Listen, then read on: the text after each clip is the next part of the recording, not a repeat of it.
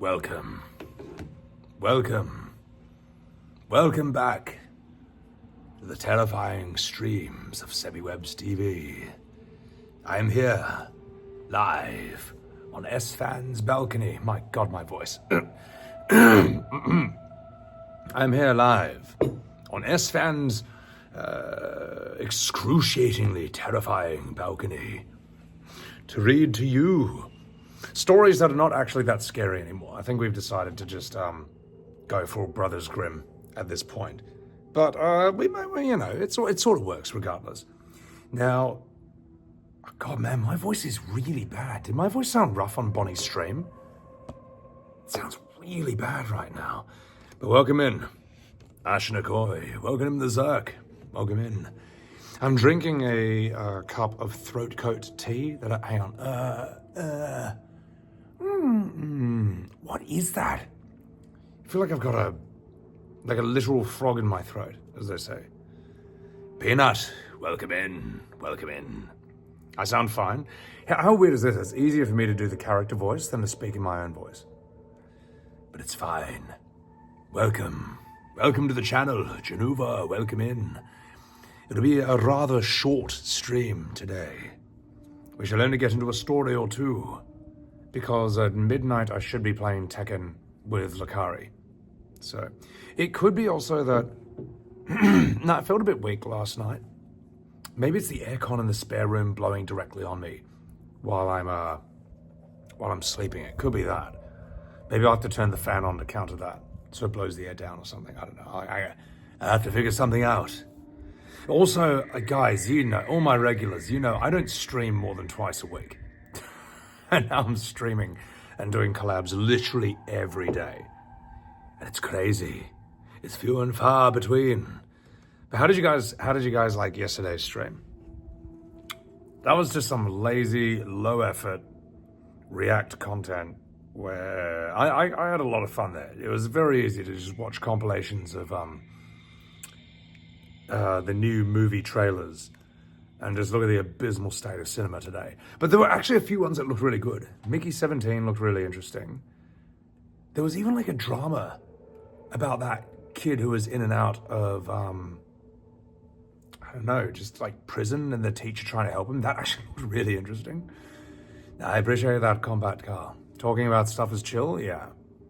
Streaming Marathon catching up with me. Well, you know what's nice is, the easy thing about this and about voice acting streams is the script is in front of me. I just have to voice act it. That's the easy part. It's like how, whereas I guess, I don't know, being, the part of being a stream where you just hang out, sometimes I find that socializing a bit draining, but it's not a problem. It's not a problem. Just I haven't had the usual, haven't had my usual days to recover from it as quickly as I normally do. Pretty ties, welcome in. Oh fuck, no, my hoodie. It's fine. It's fine. Being spoiled with Sebby content, Peanut? Nah, it feels good, man. Feels good. And I got a nice hot cup of tea, so this should make it easier to get through the cold, wintry chill of Esfand's backyard. Welcome in, Pokemon Trainer Crystal. Welcome to the spooky streams, which are really no longer that spooky. I mean, at this point, we're just reading Brothers Grimm fairy tales, which honestly are better than anything else we've read up until this point. I mean, look, I tried with the creepypastas, mate. They're all 20 to 30 minutes long. They're not that creepy. They're never scary. They're just whatever, for the most part. You know, I'm struggling to remember even one. Probably the only one I thought was good was the one where the guy, it seems like he's insane, and he just thinks there's this techno virus taking over the planet and mimicking people, and it seems like he's paranoid, but then it turns out he's actually right. I thought that was good. That was fun. It did a good job of he was documenting his completely insane behavior, but the narrator did a good job of making it sound like he was completely sane, like not crazy. And it turns out he isn't crazy by the end. I like that one. God, I need like a tool where I can reach down into my throat and just scrape out any mucus, if that's what's causing me to sound like this.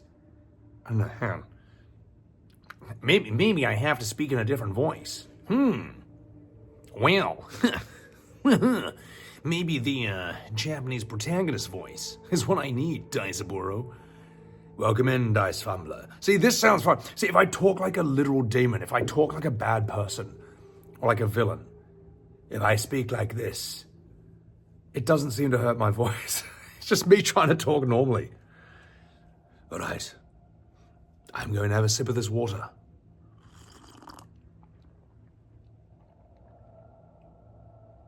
Ah, yes. The throat coat tea. Also, guys, it is very nice to have T10 Nat back in the house. She's fantastic. And, I'm not gonna spoil, but me and Arav have some pretty cool IRL content prepared. Because I was worried that I think it's really cool to be doing all the stuff in Mizkif's house. Oh, by the way, guys, new YouTube video. The BBC nature documentary that I did, that I soloed in Mizkif's house, that is on my YouTube now. And yeah, it's pretty good. It's pretty good. I get attacked by Lakari a few times. And you even see Corey the guy. Voroxis, welcome in. She needs to keep me and Arav out of trouble. Yes. Yes. I think Nat has a civilizing effect on me and Arav. Without her, he and I just become increasingly gronky. We just become way worse behaved when she's not around. Yeah. It's funny, I read this book on conversation years ago, literally about the subject of conversation. And it made this point that it said the presence of women is important because it makes men behave better in conversation. And I think that was an observation from like the 1850s or something, so.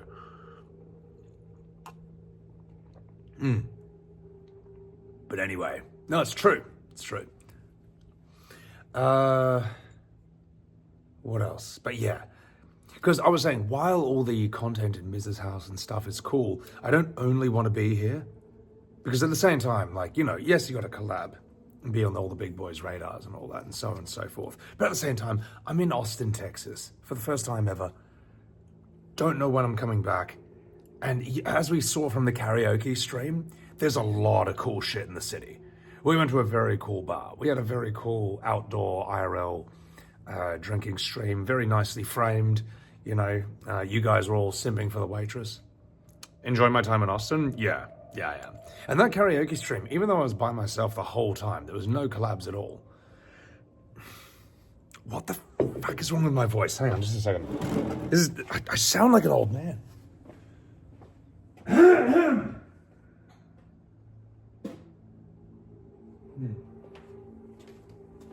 Sorry, chat. I'm sorry. Perhaps I pushed myself to the limit. Perhaps I have to talk like a Game of Thrones character for the rest of the stream. And maybe I will. It was a fun stream, Feiruz. It was so good. Actually, Holly, welcome in. Welcome in. But yes, me too. I am enjoying my time in Austin, but yeah, I was thinking like, yeah, all the stuff in the streamer house is great, but we should also regularly get outside. Like, I think that karaoke stream is fantastic. I haven't even been to a shooting range yet. I haven't been to, like there was an arcade bar called Arcade UFO. I need to check that out. I need to see if we can stream there. I need to find out if we can stream there. And I need to find out, can we stream there? Is the Wi-Fi able to do it? So,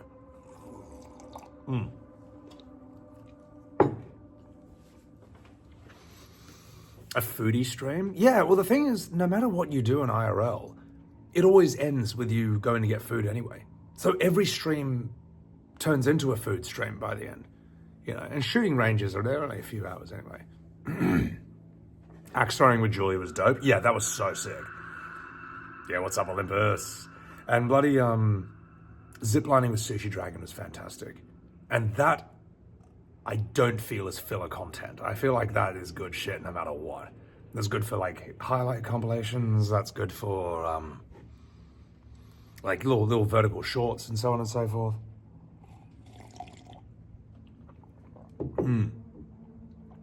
Waitress feels okay, man. No, look. We all love that waitress, mate. Feels great. Food scavenger hunt.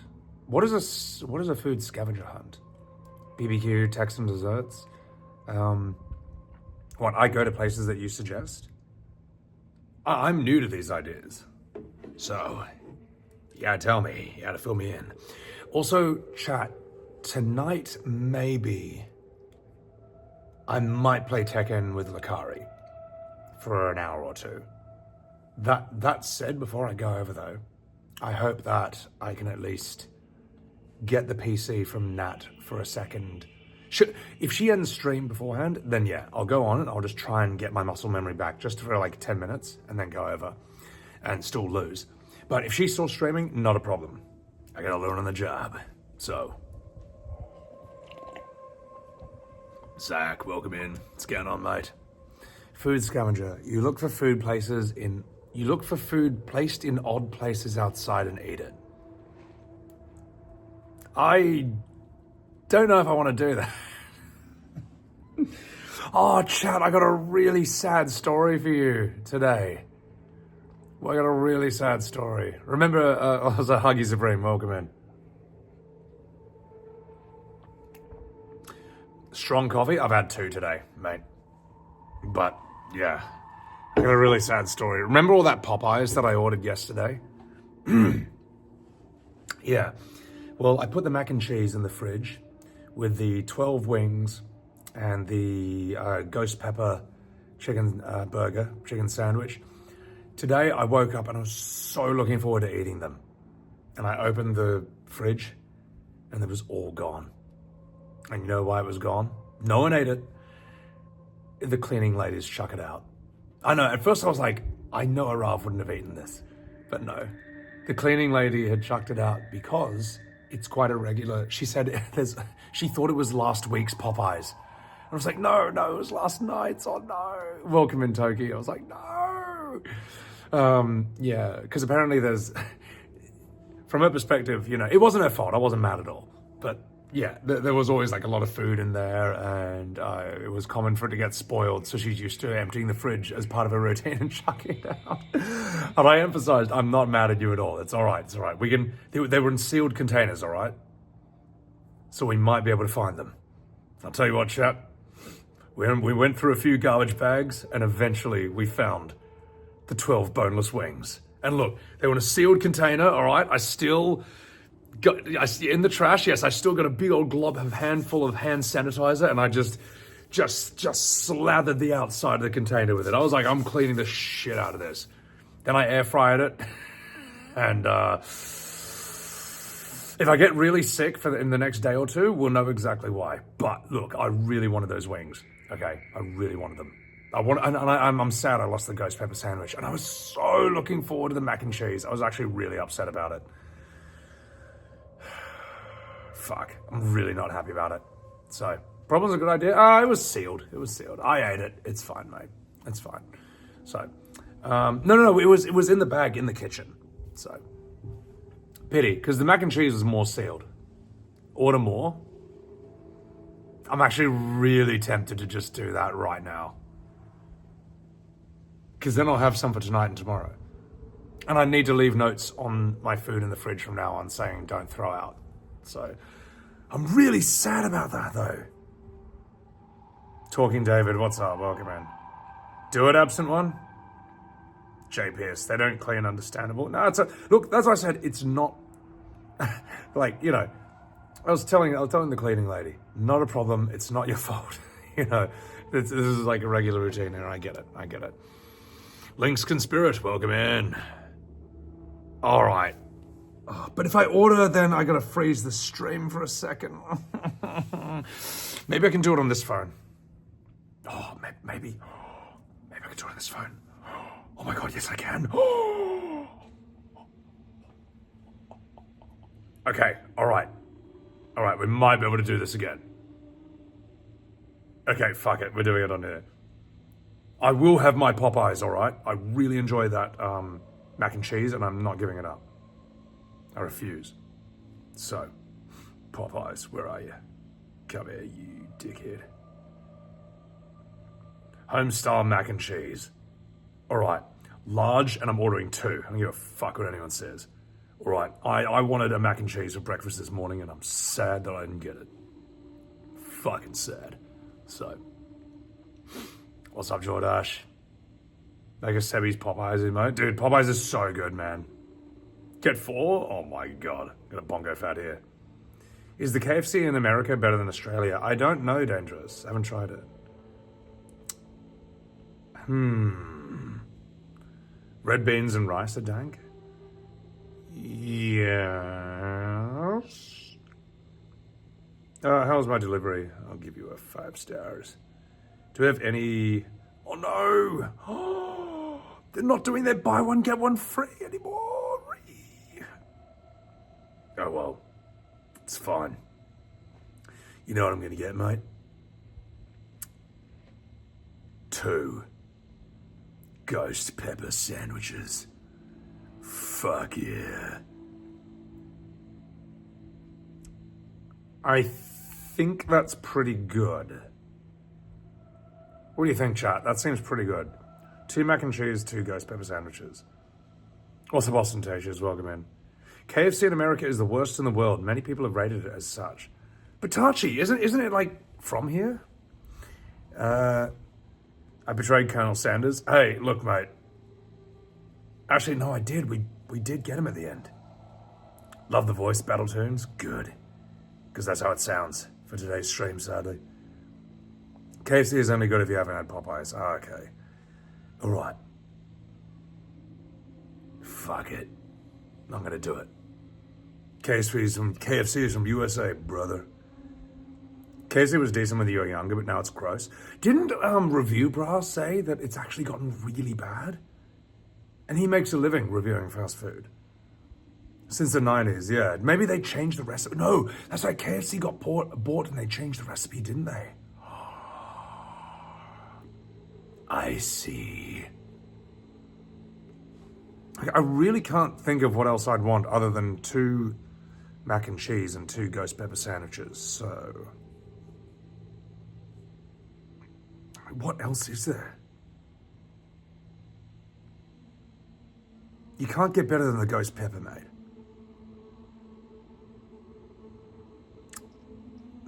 Wasn't really a fan of the popcorn shrimp. I don't know, but I mean, I guess you don't get shrimp from a chicken place. But I'm sure there are other places that do popcorn shrimp really well. Cajun fries? Yeah, but I'd rather just eat more mac and cheese. Tenders or regular chicken? Yeah, that's all right. Sadly, the Popeyes in your area is dog water. Dang. Okay. Quality control has gone downhill, designer. Yeah, it seems like in the US you get like huge portions, but it's not as high quality. Popeyes slaps. Beans, rice hits the spot. Welcome in, Tykin. Asm Neil, get 10 drinks. Oh my god. Shanti, welcome in. Caramel cheese apple cake. Ooh, that's if you want to be really fat. Cinnamon apple pie. I just like meat though.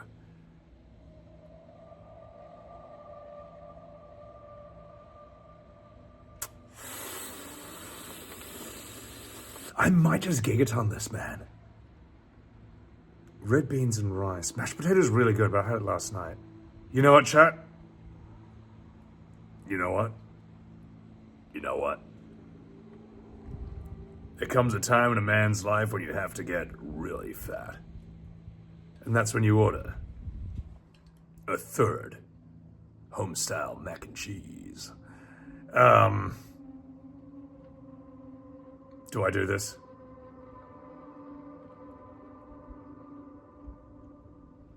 Two's a lot. I'll have a mac and cheese tonight, ghost pepper tonight. Tomorrow I'll have a mac and cheese and a ghost pepper.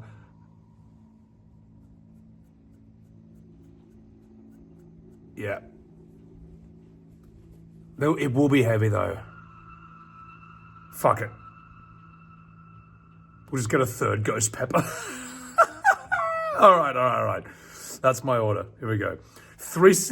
3 ghost pepper sandwiches and 2 mac and cheese. All right, that's Giga Chad. Why not? Go big or go home. And you know what? Fuck it. Cajun fries, large, with blackened ranch sauce. Fuck it, we're going. We're doing it. Go big or go home, mate. Otherwise, what the fuck are you doing here? Otherwise, get out of my country. America, the greatest country in the universe. Delivery time? That's fine. It's fine, brother. Yeah, fuck it. Yeah, let's do it. Give me this. Come on. My brother. Place order. Go before I think twice. Fuck. All right, mukbang incoming. We got to do it. Clot more food. Damn straight. I don't take painful shits. You know why? Because when me and Rav ordered groceries the other day, I got a big old bag of spinach. The biggest bag of spinach possible. So, and as Hafthor Bjornsson said, eat a handful of baby spinach with every meal and you'll be fine. Welcome in, Scott. I disagree. Popeyes is preparing your order. All right, you gained a pound just listening? Good. Kellen Tross, welcome in. Spinach is goated. Spinach is really good. Arav did pay me back. He did. Got to balance out the greens. Yeah, exactly. All right. Enough fucking about. Let's do this. Truly a Popeye, especially with spinach. True. Ladies and gentlemen, thank you. Welcome in. And now it is time to continue reading stories, tales from the Brothers Grimm. And what shall we read, ladies and gentlemen? Also, this isn't horror ambience music, it's dark fantasy, but I feel like that contrasts well with these stories, so let me know if it's a bit too loud.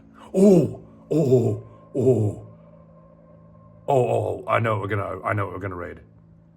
I've been curious about this one for a while. We're gonna read, wait for it. You like that? Mudbug, welcome in, what's going on, you dog? Could be even louder for your tastes. How is that? Too quiet, too loud? I'll bump it up a bit.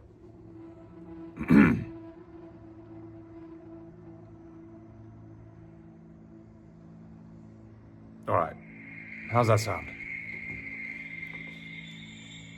It sounds too sinister. No, let's get them something less sinister, man. Just fantasy ambience music, that'll be good enough.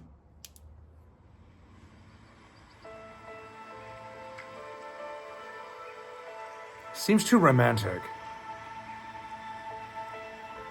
D&D background music. How about that? Fantasy Tavern. Not too active. Not way too active. How's that sound, guys? It sounds too serious, too romantic, though. Cozy Fantasy Village. Oh. I like this. This will be funny, because these are fantasy stories, but they're also, like, absolutely stupid. So this will contrast nicely. Yeah. All right. Ladies and gentlemen, I was curious about this story last night. From the mere title. It is called Iron John by the Brothers Grimm. A tale written in the 1850s. And it sounds exactly like this. There once on a time a kid. Do these people even speak English? Hang on, all right, let me try that again. Okay, that's not my fault, it was written that way. Once upon a time, there was a king who had a great forest near his palace, full of all kinds of wild animals. One day, he sent out a huntsman to shoot him a roe, but he did not come back. Perhaps some accident has befallen him, said the king. And the next day, he sent out 2 more huntsmen who were to search for him. But they too stayed away. Then, on the 3rd day, he sent for all his huntsmen, and he said, "Scour the whole forest through, and do not give up until you have found all 3. But of these also, none came home again, and of the pack of hounds they had taken with them, none were seen no more. From that time forth, no one would any longer venture into the forest. This is quite loud, hang on. And in there lay a deep stillness and solitude, and nothing was seen of it, but sometimes an eagle or a hawk flying over it. This lasted for many years, and when a strange huntsman announced himself to the king as seeking a situation, when a strange huntsman announced himself to the king as seeking a situation, I suppose this is German English, he offered to go into the dangerous forest. The king, however, would not give his consent, and said, "It is not safe in there. I fear it would fare thee no better than with the others, and thou wouldst never come out again." The huntsman replied, "Lord, I will venture it at my own risk. Of fear I know nothing." The huntsman therefore betook himself with his dog to the forest. It was not long before the dog fell in with some game on the way, and wanted to pursue it, but hardly had the dog run 2 steps when it stood before a deep pool, and could go no farther. And a naked arm stretched itself out of the water, seized the dog, and drew it under. Oh my God. This is horrifying. This is a horrifying visual. Anyway. When the huntsman saw that, he went back and fetched 3 men to come with buckets and bail out the water. When they could see the bottom, there lay a wild man whose body was brown like rusty iron, whose hair hung over his face down to his knees. They bound him with cords and led him away to the castle. There was great astonishment over this wild man. Where was my line? There was great astonishment over this wild man. The king, however, had him put in an iron cage in the courtyard, and forbade the door to be opened on pain of death. And the queen herself was to take the key into her keeping. And from this time forth, everyone could once again go into the forest in safety. Oh, fuck! Oh, shit. Sorry. I apologize. That was my fault. The selfie stick nearly fell onto me.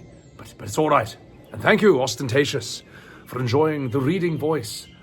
Also, I apologize, chat, that I cannot be as responsive to you as I normally am, for I am in the middle of a story. Oh, God, I need some water. Oh, God.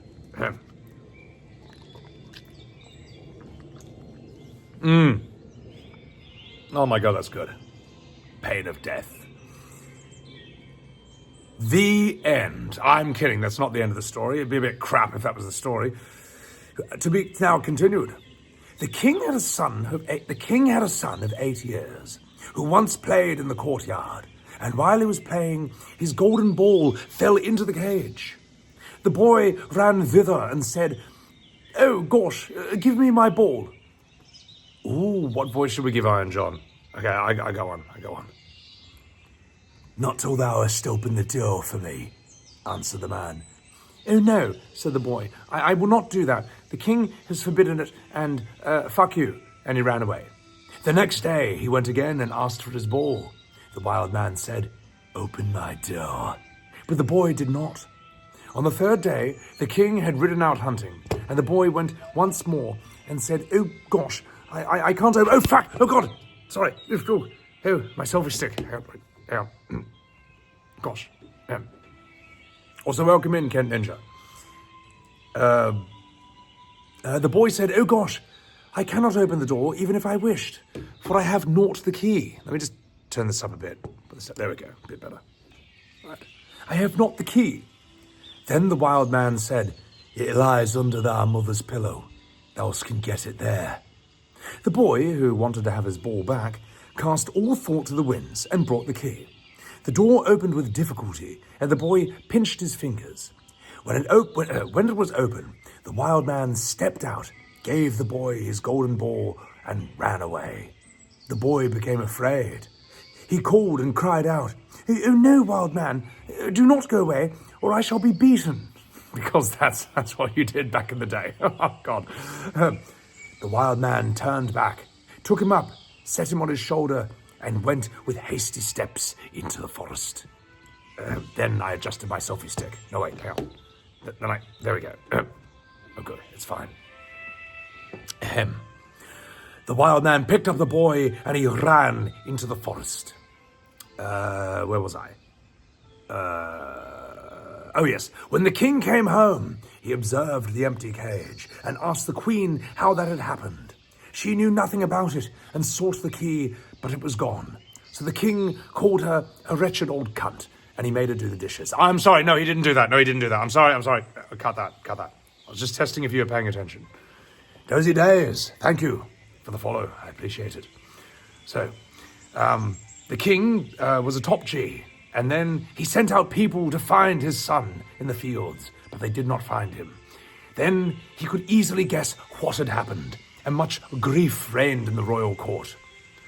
When the wild man had once more reached the dark forest, he took the boy down from his shoulder, and he said to him, Thou wilt never see thy father and mother again, but I will keep thee with thee, for thou hast set me free, and I have compassion for thee. If thou dost all that I bid, thou shalt fare well. Of treasure and gold I have enough, more than anyone in the world. He made a bed of moss for the boy on which he slept, and the next morning the man took him to a well and said, Behold, that gold well is as bright and clear as crystal. Thou shalt sit beside it and take care that nothing falls into it, or it will be polluted. I will come here every evening and see if thou hast obeyed my order. The boy placed himself by the margin of the well, and he saw a golden fish or a golden snake show itself therein, and he took care that nothing fell in. And as he was thus sitting, his finger hurt him so violently that he involuntarily put it in the water. He drew it quickly out, but he saw that it was quite gilded, and whatsoever pains he took to wash the gold off again, all was to no purpose. In the evening, Iron John came back. He looked at the boy, and he said, What has happened to the water? Oh, nothing, oh, fuck, answered the young boy, and he held his finger behind his back, that the man might not see it. But he said, Thou hast dipped thy finger in the water. This time it may pass, but take care that thou dost not let anything fall in once again. By daybreak, the boy was already sitting by the well and watching it. His finger hurt him again, and he passed it over his head, and then, unhappily, a hair fell into the well. He took it out quickly again, but it was already quite gilded. Iron John came, and he already knew what had happened. Thou hast let a hair fall into the well, said he. I will allow thee to watch it once more, but if this happens for the third time, and the well is polluted, then you are absolutely fucked. He didn't say that. No, he didn't say that. I lied. I was just testing if you were paying attention. If that happens a third time, then thou can no longer remain with me.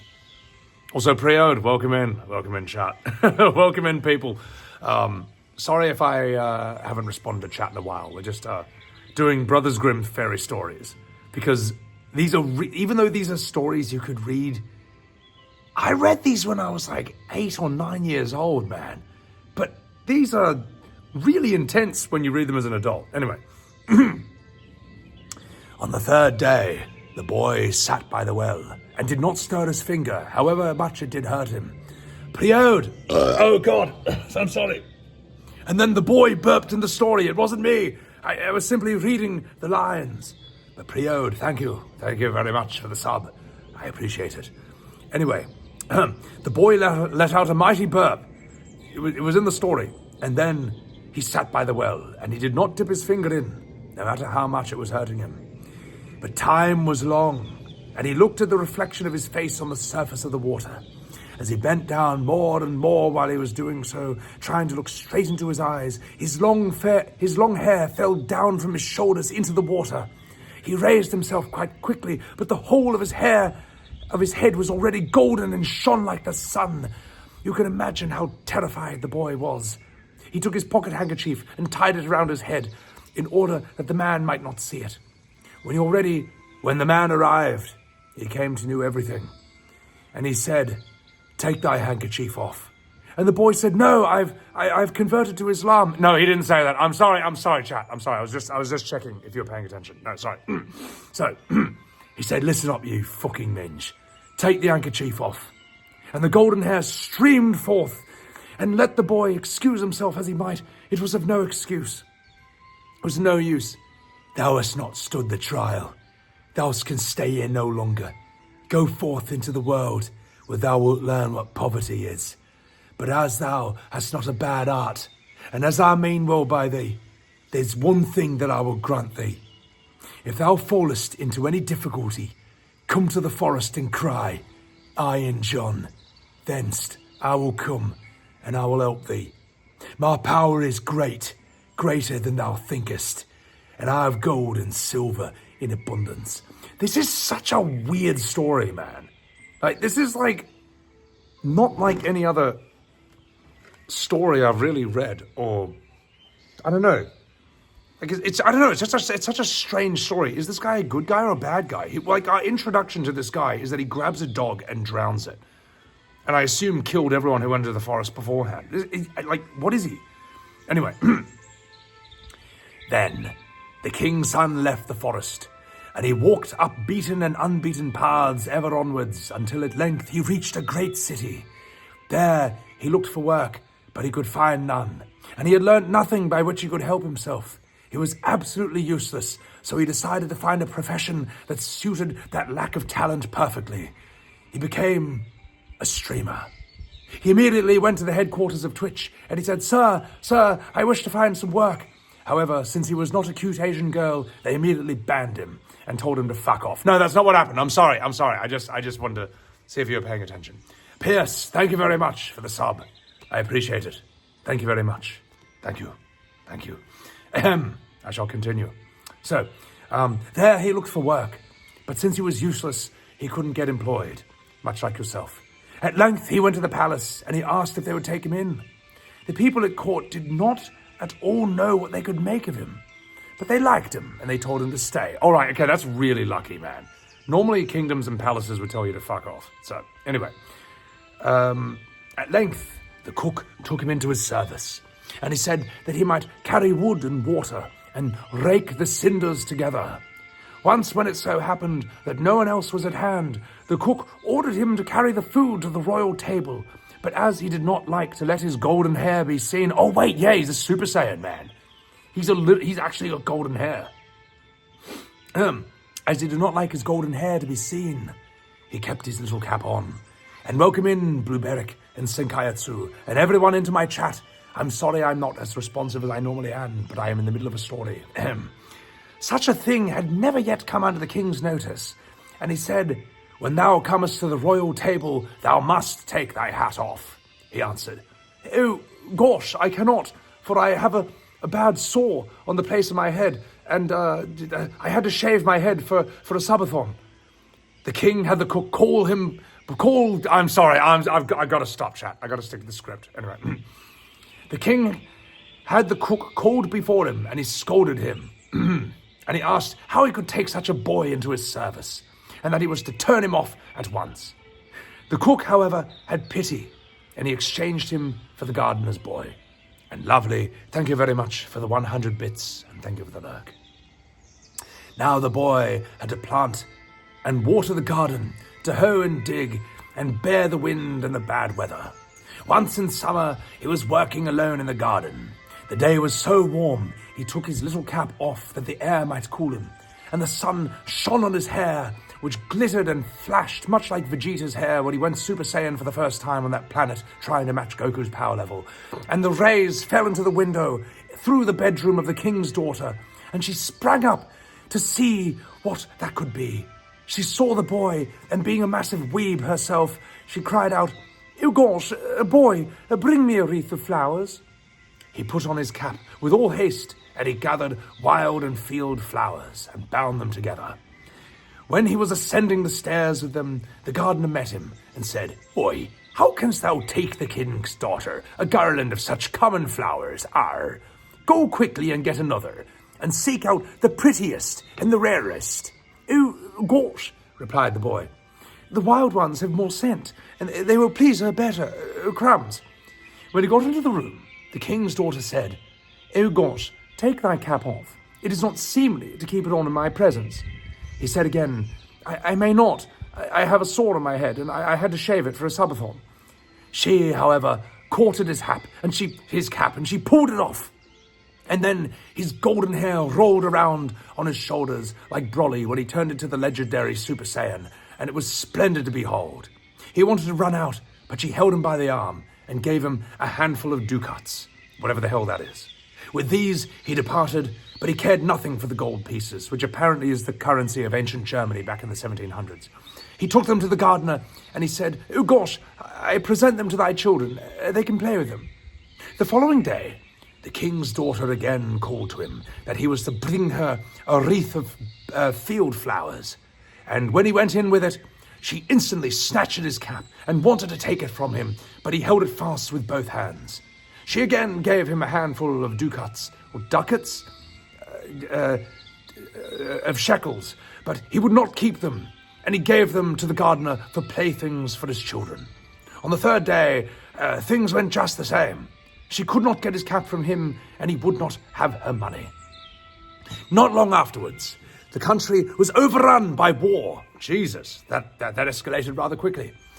The king gathered together his people, and they did not know whether or not they could offer any opposition to the enemy, who was superior in strength and had a mighty army.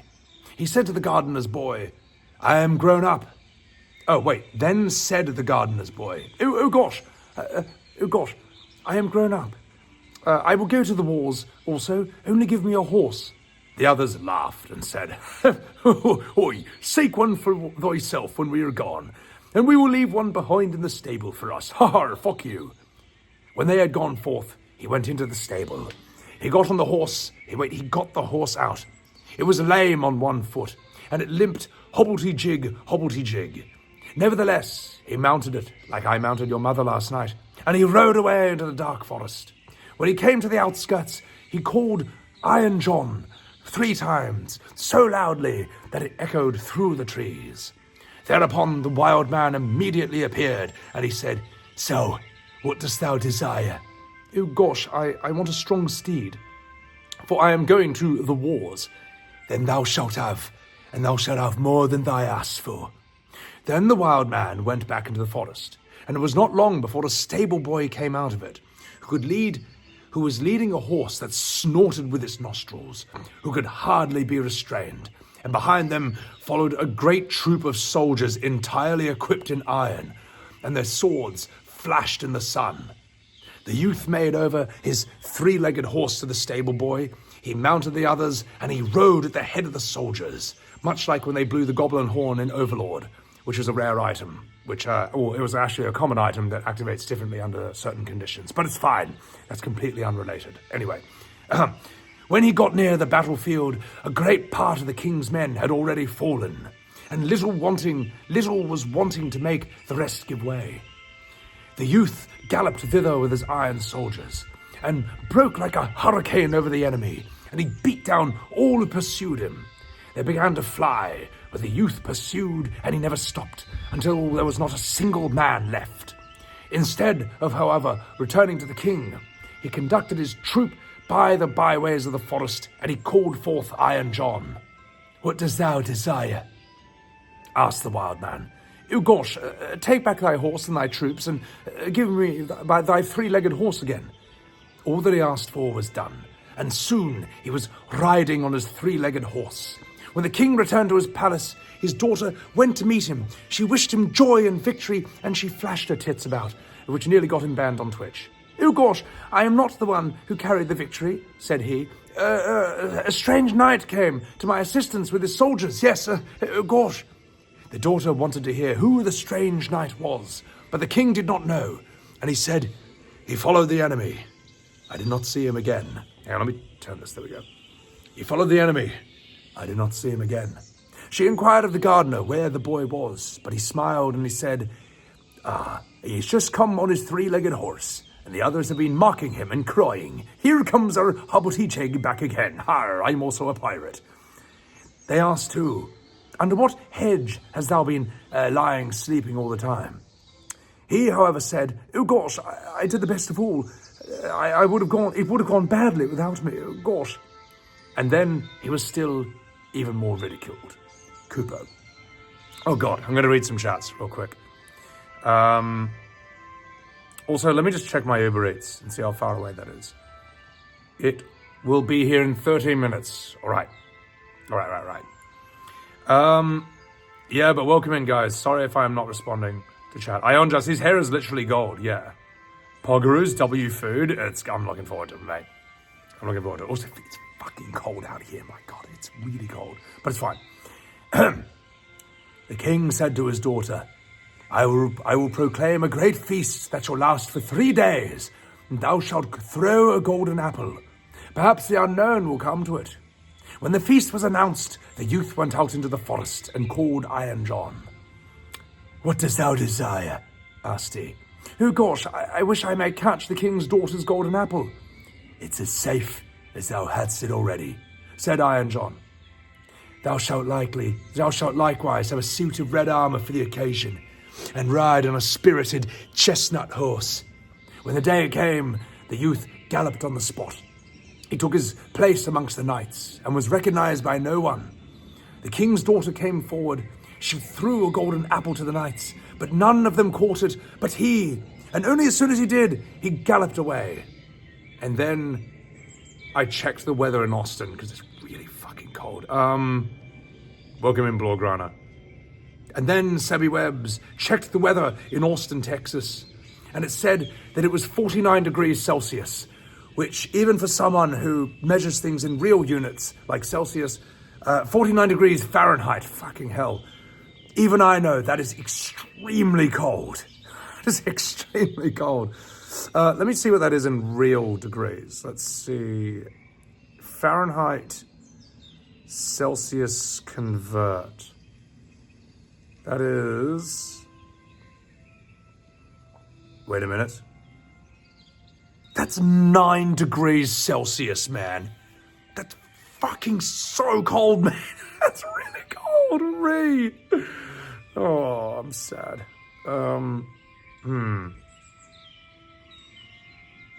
Well.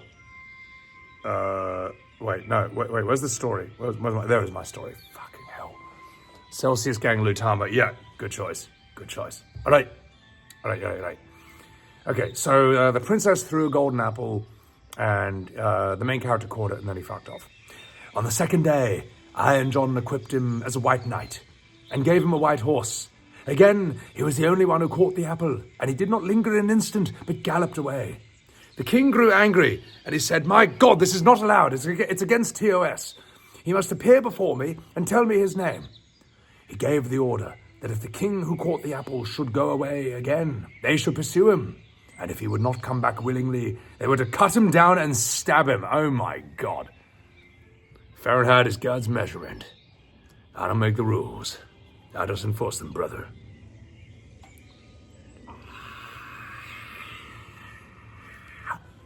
All right. I'm going to read this chat. Why is my neck so fucking sore? This makes no sense. I've got to hold up this a bit higher, I guess. All right. On the third day, he received from Iron John a suit of black armor and a black horse. Yeah, we all know this. And he catches the apple. But when he rode off with it, the king's attendants pursued him. And one of them got so near that he wounded the youth's legs to the point of his sword. The youth, nevertheless, escaped from them. Oh God, I'm sorry. But his horse leapt so violently that the helmet fell from the youth's head and they could see he had golden hair. They rode back and announced this to the king. They also reported that the horse burped, which was yes, it was a thing that happened in the story. So, the immersion was not broken after all. The following day, the king's daughter asked the gardener about this boy. "Oh, he is a work of the garden. The queer creature has been at the festival too, and only came home yesterday evening. He has likewise shown that my children..." Oh wait, no, that's the gardener. I was going to say the princess doesn't have any kids. Oi, he's been at work in the garden. The queer creature has been at the festival too, and only came home yesterday evening. He likewise has shown my children 3 golden apples, of which he has one. The king had him summoned into his presence, and he came and again had his little cap on his head. But the king's daughter went up to him, and he took it off, and his golden hair fell down his shoulders. And he was so handsome that all were amazed. Wait, so they didn't think it was handsome until he had hair? Who wrote this story? Twitch chat? Also, yeah, this story is really hard to keep track of. Like, this story, like... I feel like stories or fairy tales work best when they're just really simple, you know, when they're unpretentious. Or, like, this had a really... This is complicated as fuck. But anyway, all right, so... Art thou the knight who came every day to the festival, always in different colours, who caught the 3 golden apples? Asked the king. Yes, oh gosh, answered he, and here are the apples. He took them out of his pocket and returned them to the king. If you desire further proof, you may see the wound that your people gave me when they followed me. They wounded me on the penis, but it's all right. I put a band-aid on it, and now it's fine. Also, I'm circumcised.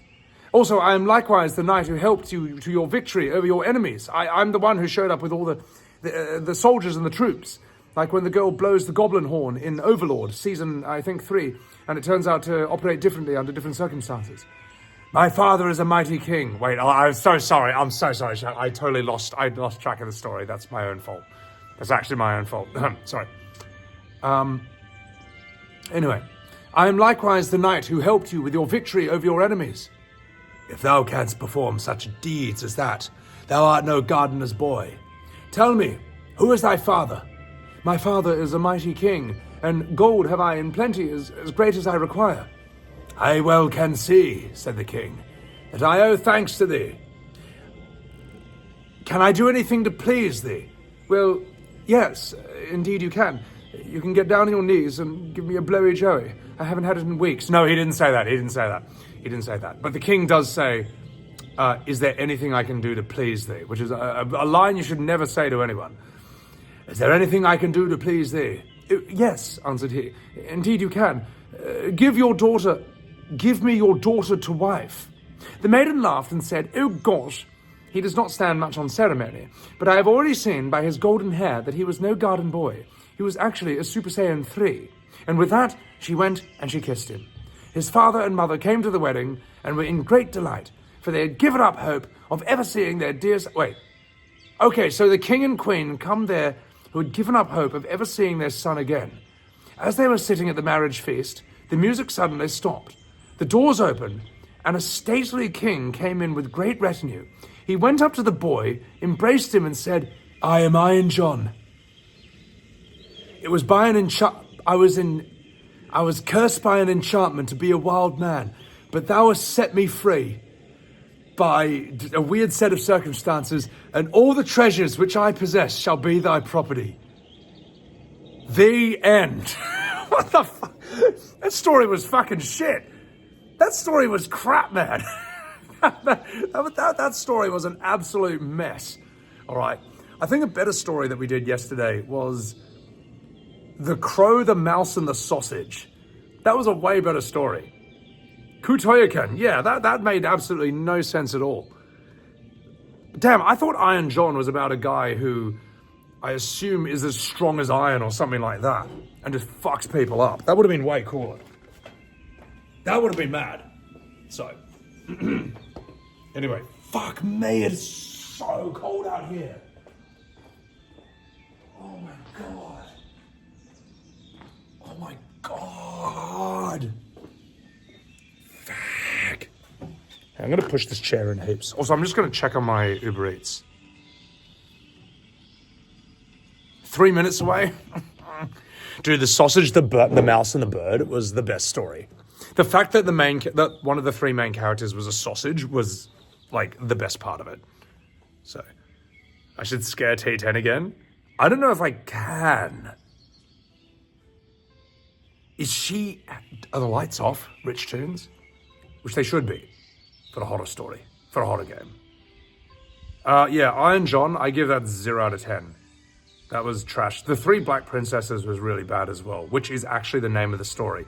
That had no organization or really anything. Watch a stream, choose a time, lights are on. Okay. She's in scared mode right now. She's immersed. Okay. Peter Hexon, get a blanket, you silly goober. It's cold, man. All right. Oh, this is actually good news. Hang on, just a second. Just a second, chat.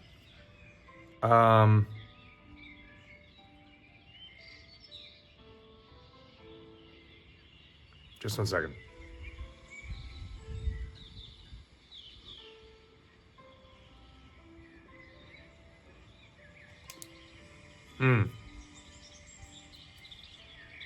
Just 1 second, chat.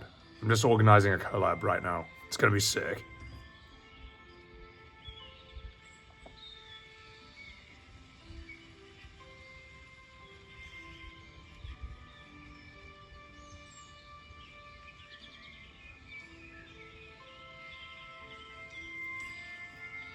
Oh, actually.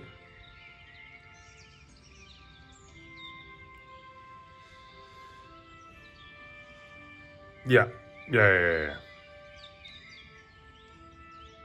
Sorry, chat, I gotta sort this out.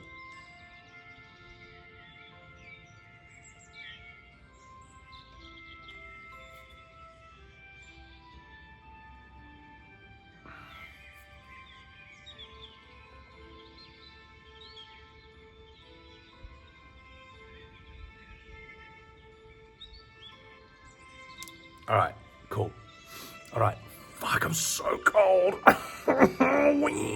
This sucks. Oh, this is horrible. But you know what? I'll eat outside. That'll warm me up. Yeah. I'll use literal food to fuel my body. To fuel myself. That's how I'll warm up. My God. Holy shit.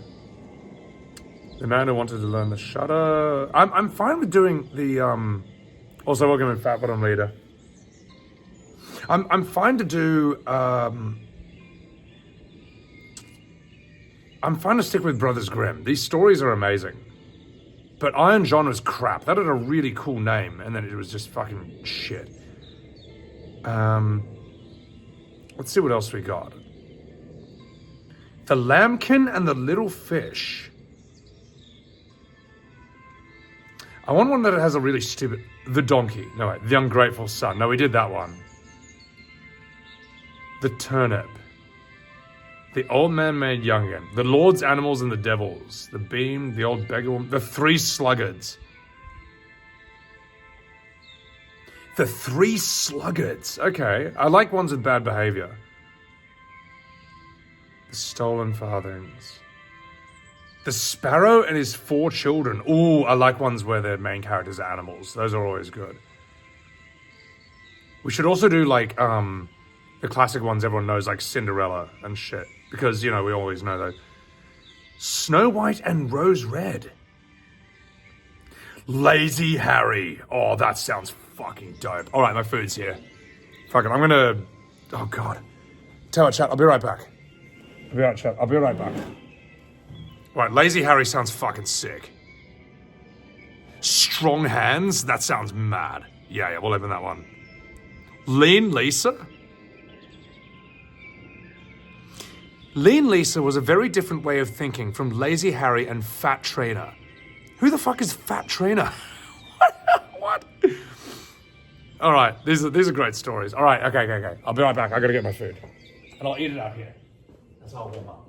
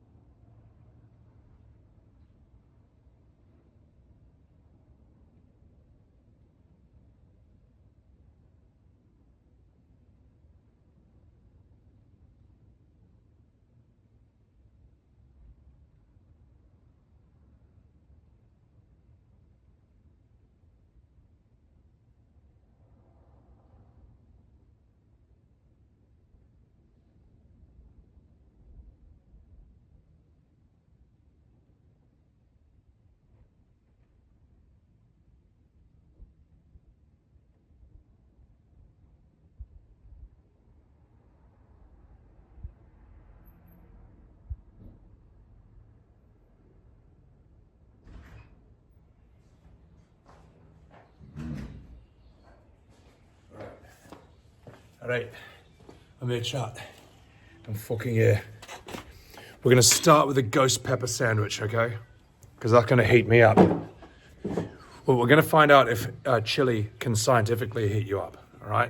Also, what's up, girl perk? Welcome in. Oh God, it's so cold. But it's all right. I'm suffering for content, as God intended. And then we'll read another story. Because some of these titles are just hilarious.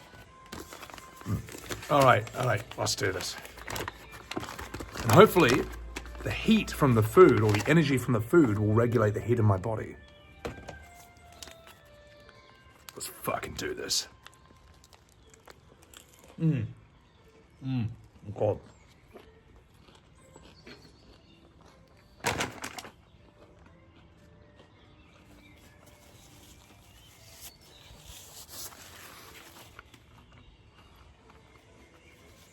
So good already.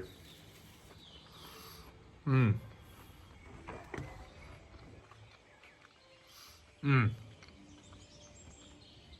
don't know about the sandwich? It's ghost peppers, mate. It's hot. They're always going to heat me up. So what's going on? How is that music, by the way? Can you hear that?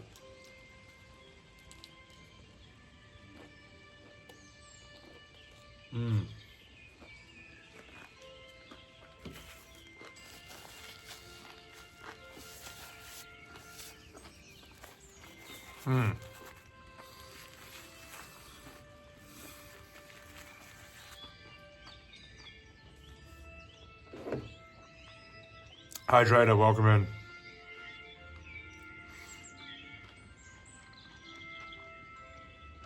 Hamburger of the moon, what do you mean? Is that what those birds are? Yeah. The heat isn't too hot. The food will warm me up. Killer Cutie, welcome in. Are we meant to be stolen girl perk? No, I'm reading stories that are just incredibly inappropriate for kids.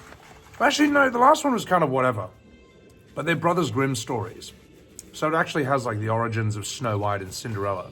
Except in those stories, they're a lot more violent than the OG.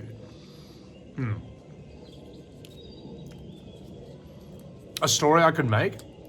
Oh, it's too hard. Too hard to make up a story.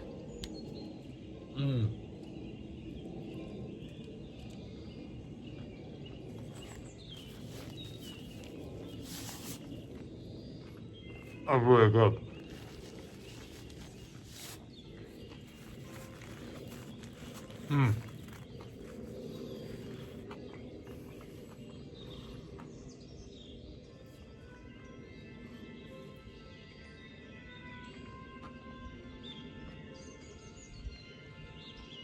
What's that called, like, Rainius? Sorry, I need a meal break. And then we'll smash the story. Oh my God, it's good.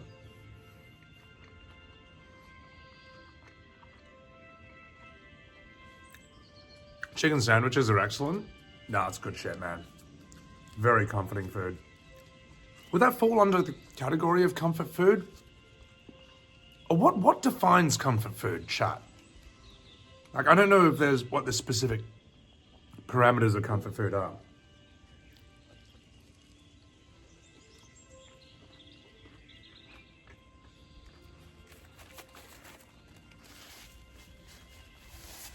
Fried chicken?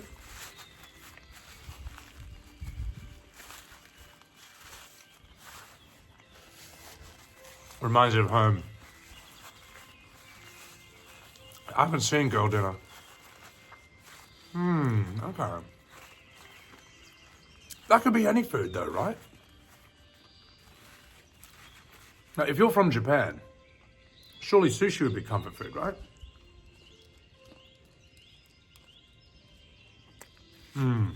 Oh.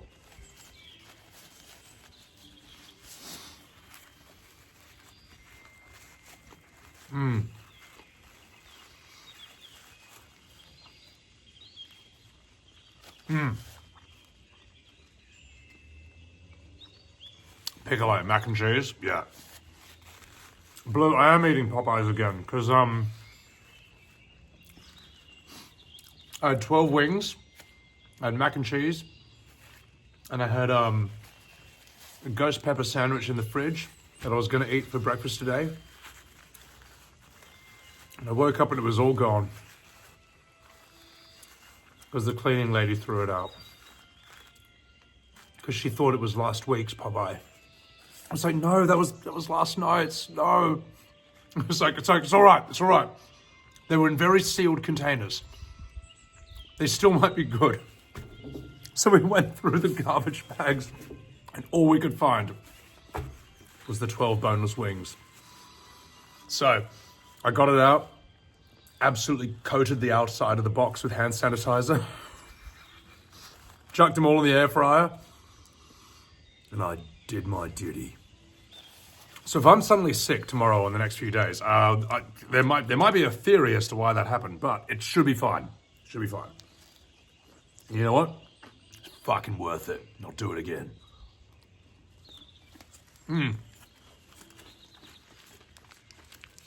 Oh.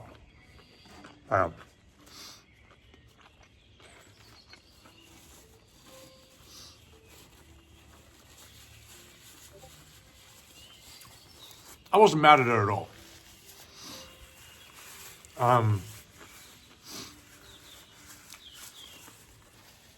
From her perspective, that was normal. She said she always has to chuck stuff out of the fridge because people are streamers, order food, forget about it, it spoils in the fridge, she chucks it out. I wasn't mad at her at all. You know, she's just doing her job. It's not a big deal, it's fine. But I did salvage the wings. Yeah, well, chat, now you know I'm a real streamer, mate, because I'm eating out of the garbage. Oh. My God. So, yeah, so from now on, I'm going to put my name on that bag when I put it in there and just say, do not throw out. Arav dumpster dive for food? Yeah, that's more in character, though. Is that what the housekeepers assume of the people who live there? I'm not going to say anything. Yeah. All streamers are raccoons, confirmed, exactly. All right, I'm going to do the mac and cheese now. It's going to happen. I already feel heaps better after that sandwich, man. That was so good.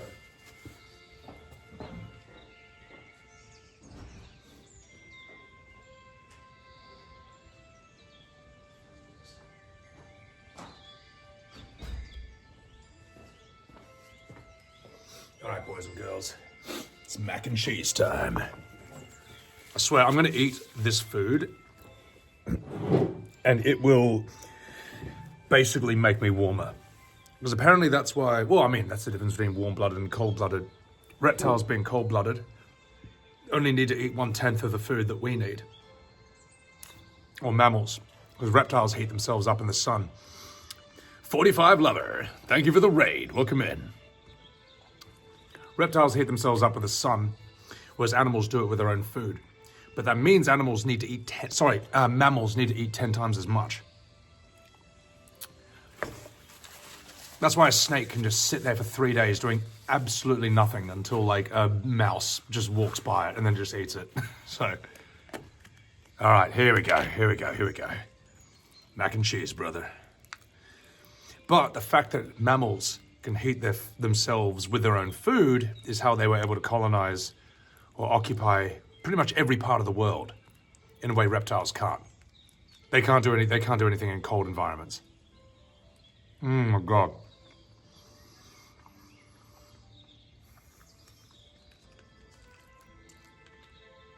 I'm so happy. I wanted this morning. I'm so happy. I've wanted this for so long.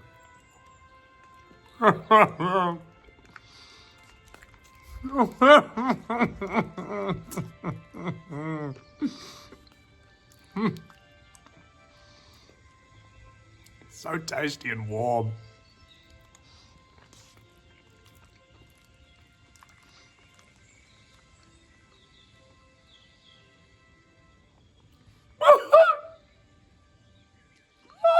Okay, I'll stop.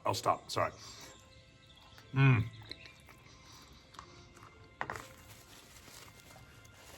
Look, I gotta make my food eating interesting.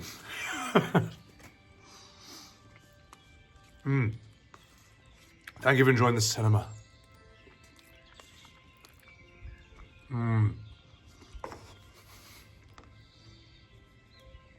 What's up, Morisabe? I've never seen little Nicky. Does he do that? He leaves his home and falls in love with Popeyes? That's heaps funny. I need to see it.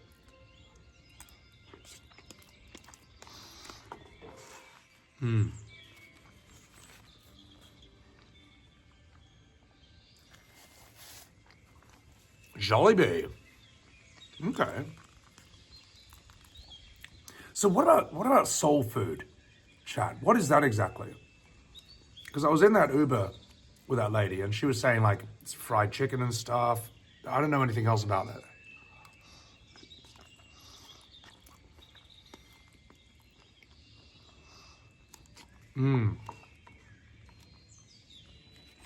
So what's up, Elf Destruct? Same thing as comfort food, just a different term. Chicken waffles, grits, collard greens. I still don't know what collard greens are.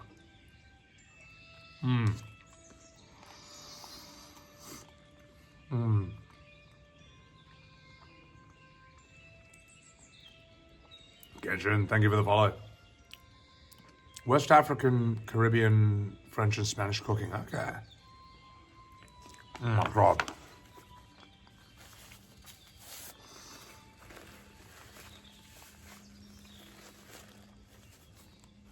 Comfort food of Australia? Probably meat pies, sausage rolls, fish and chips. We're very British at the end of the day. Or at least, you know, the descendants of the British colonists from the 1700s. Oh my God. Oh.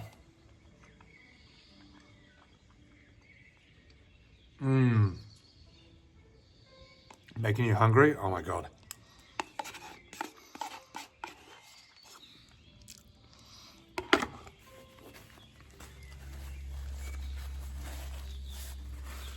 That was fantastic.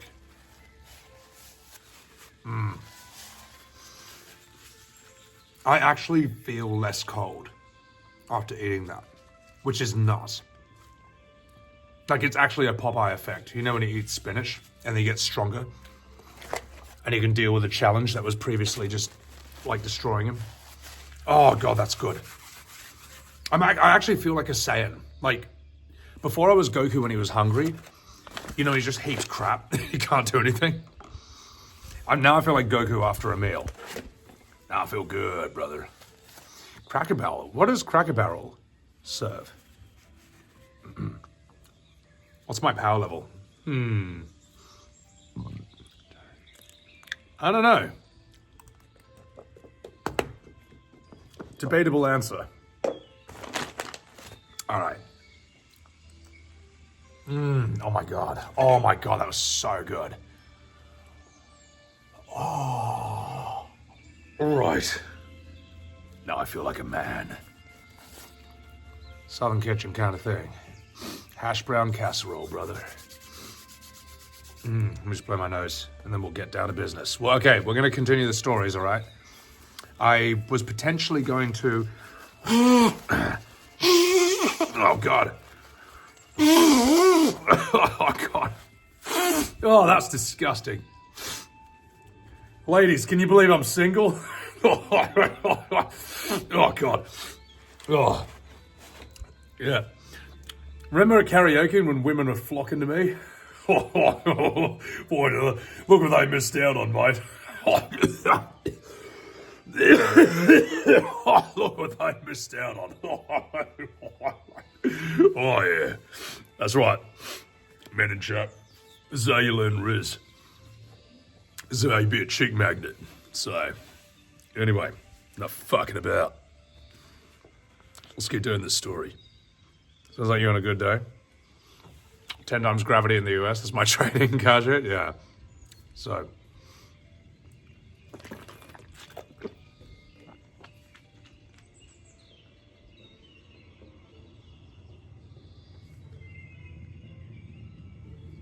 That water is shockingly cold, but it's all right. No, actually, it isn't shocking at all. It makes sense considering the circumstances, but... All right, good. All right. Now I'm in a good mood. Yeah, so I was going to fight Lakari in Tekken tonight, but I think he's busy right now. Because he's got OnlyFans, you know, and so on and so forth. But it's all right. He and I might fight each other in Tekken tomorrow. Tita and Nat should be doing... Tita and Nat will be fixing Ms. Kiff's door, and I'll be helping her fix it, me and Arav. It'll be the first 3-person stream we've done in a while since she's gotten back. That's going to be a lot of fun. And then sometime in the same day, I'll fight Lakari and Tekken. So, tomorrow's going to be a fun day for streams. And tonight, fuck it. I'm just going to be doing this. Any update on GTA RP? Baldorf, thank you for the sub. Oh, GTA RP is maybe something I can start here. At the very least, I should ask S-Dog if he can get me into NoPixel. And it's probably something that would be better for me to go balls to the wall with in Australia. Because I can do like 12 hours of desktop RP in Australia anytime. But I'm here in Austin right now. And I don't know the next time I'll be coming back. So, I should be doing stuff that's specific to the location here. Anyway, enough talking about chat. God, I feel so much better.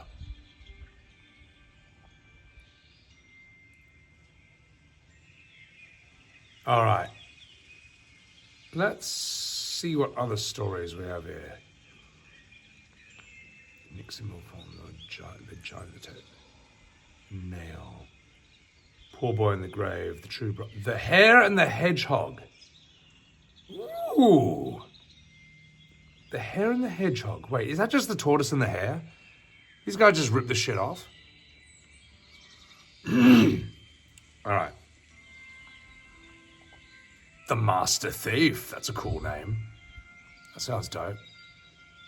Grim version, okay. Elf Destruction now. It honestly, me and Nat and Arav actually sounds like a Grimm Brothers fairy tale. It's like the 3 streamers and the door. Once upon a time, there were 3 streamers. A clat, a rat, and a Seb.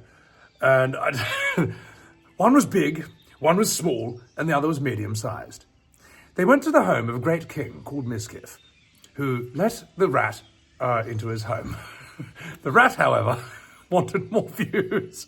So she took an axe and chopped down his door. King Miskiff was very upset, and the clat, the rat, and the Seb had to go and fix the door the next day. But they got the wrong door. The first door was too heavy, so they had to bring it back to the garage. The second door was the right weight, but it was too wide. And they only found this out after they installed it. Once again, the clat, the rat, and the Seb had installed the wrong door. And there were many clips. Then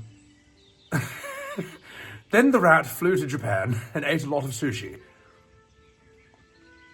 Will they fix the door?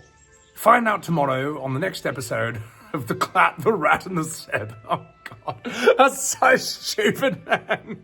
But it's actually true. It actually sounds like a Brothers Grimm fairy tale that these 3 idiots, one's tall, one's middle, and one's small, just go to this, like, Duke's house and then just fuck it up, and then they reinstall the wrong wall, or the wrong door 2 times in a row. It's so stupid. But we haven't finished. We actually don't know how it's going to end. So, all right, let's continue. What else do we have? The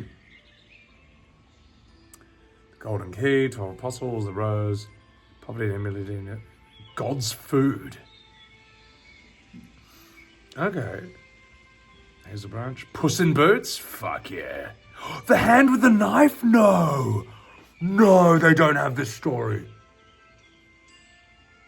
I know this story. This story is absolutely miserable. There's a reason this story is in the back of the Brothers Grimm collection, just called The Forgotten Tales, and we don't talk about that story.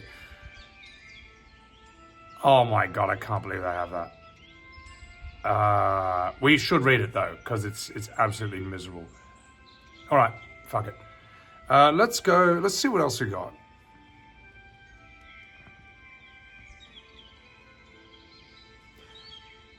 Sounds horrifying. Are you sure? Are you really sure? Okay, all right. Don't say I didn't warn you, mate. This story is absolutely fucking miserable. All right, ladies and gentlemen, you asked for it. I give you a typical fairy tale from the 1800s in Germany. I give you The Hand with the Knife by the Brothers Grimm. Ahem. There once lived a girl who had 3 brothers. The boys meant everything to their mother, and the girl was always put at a disadvantage and treated like shit.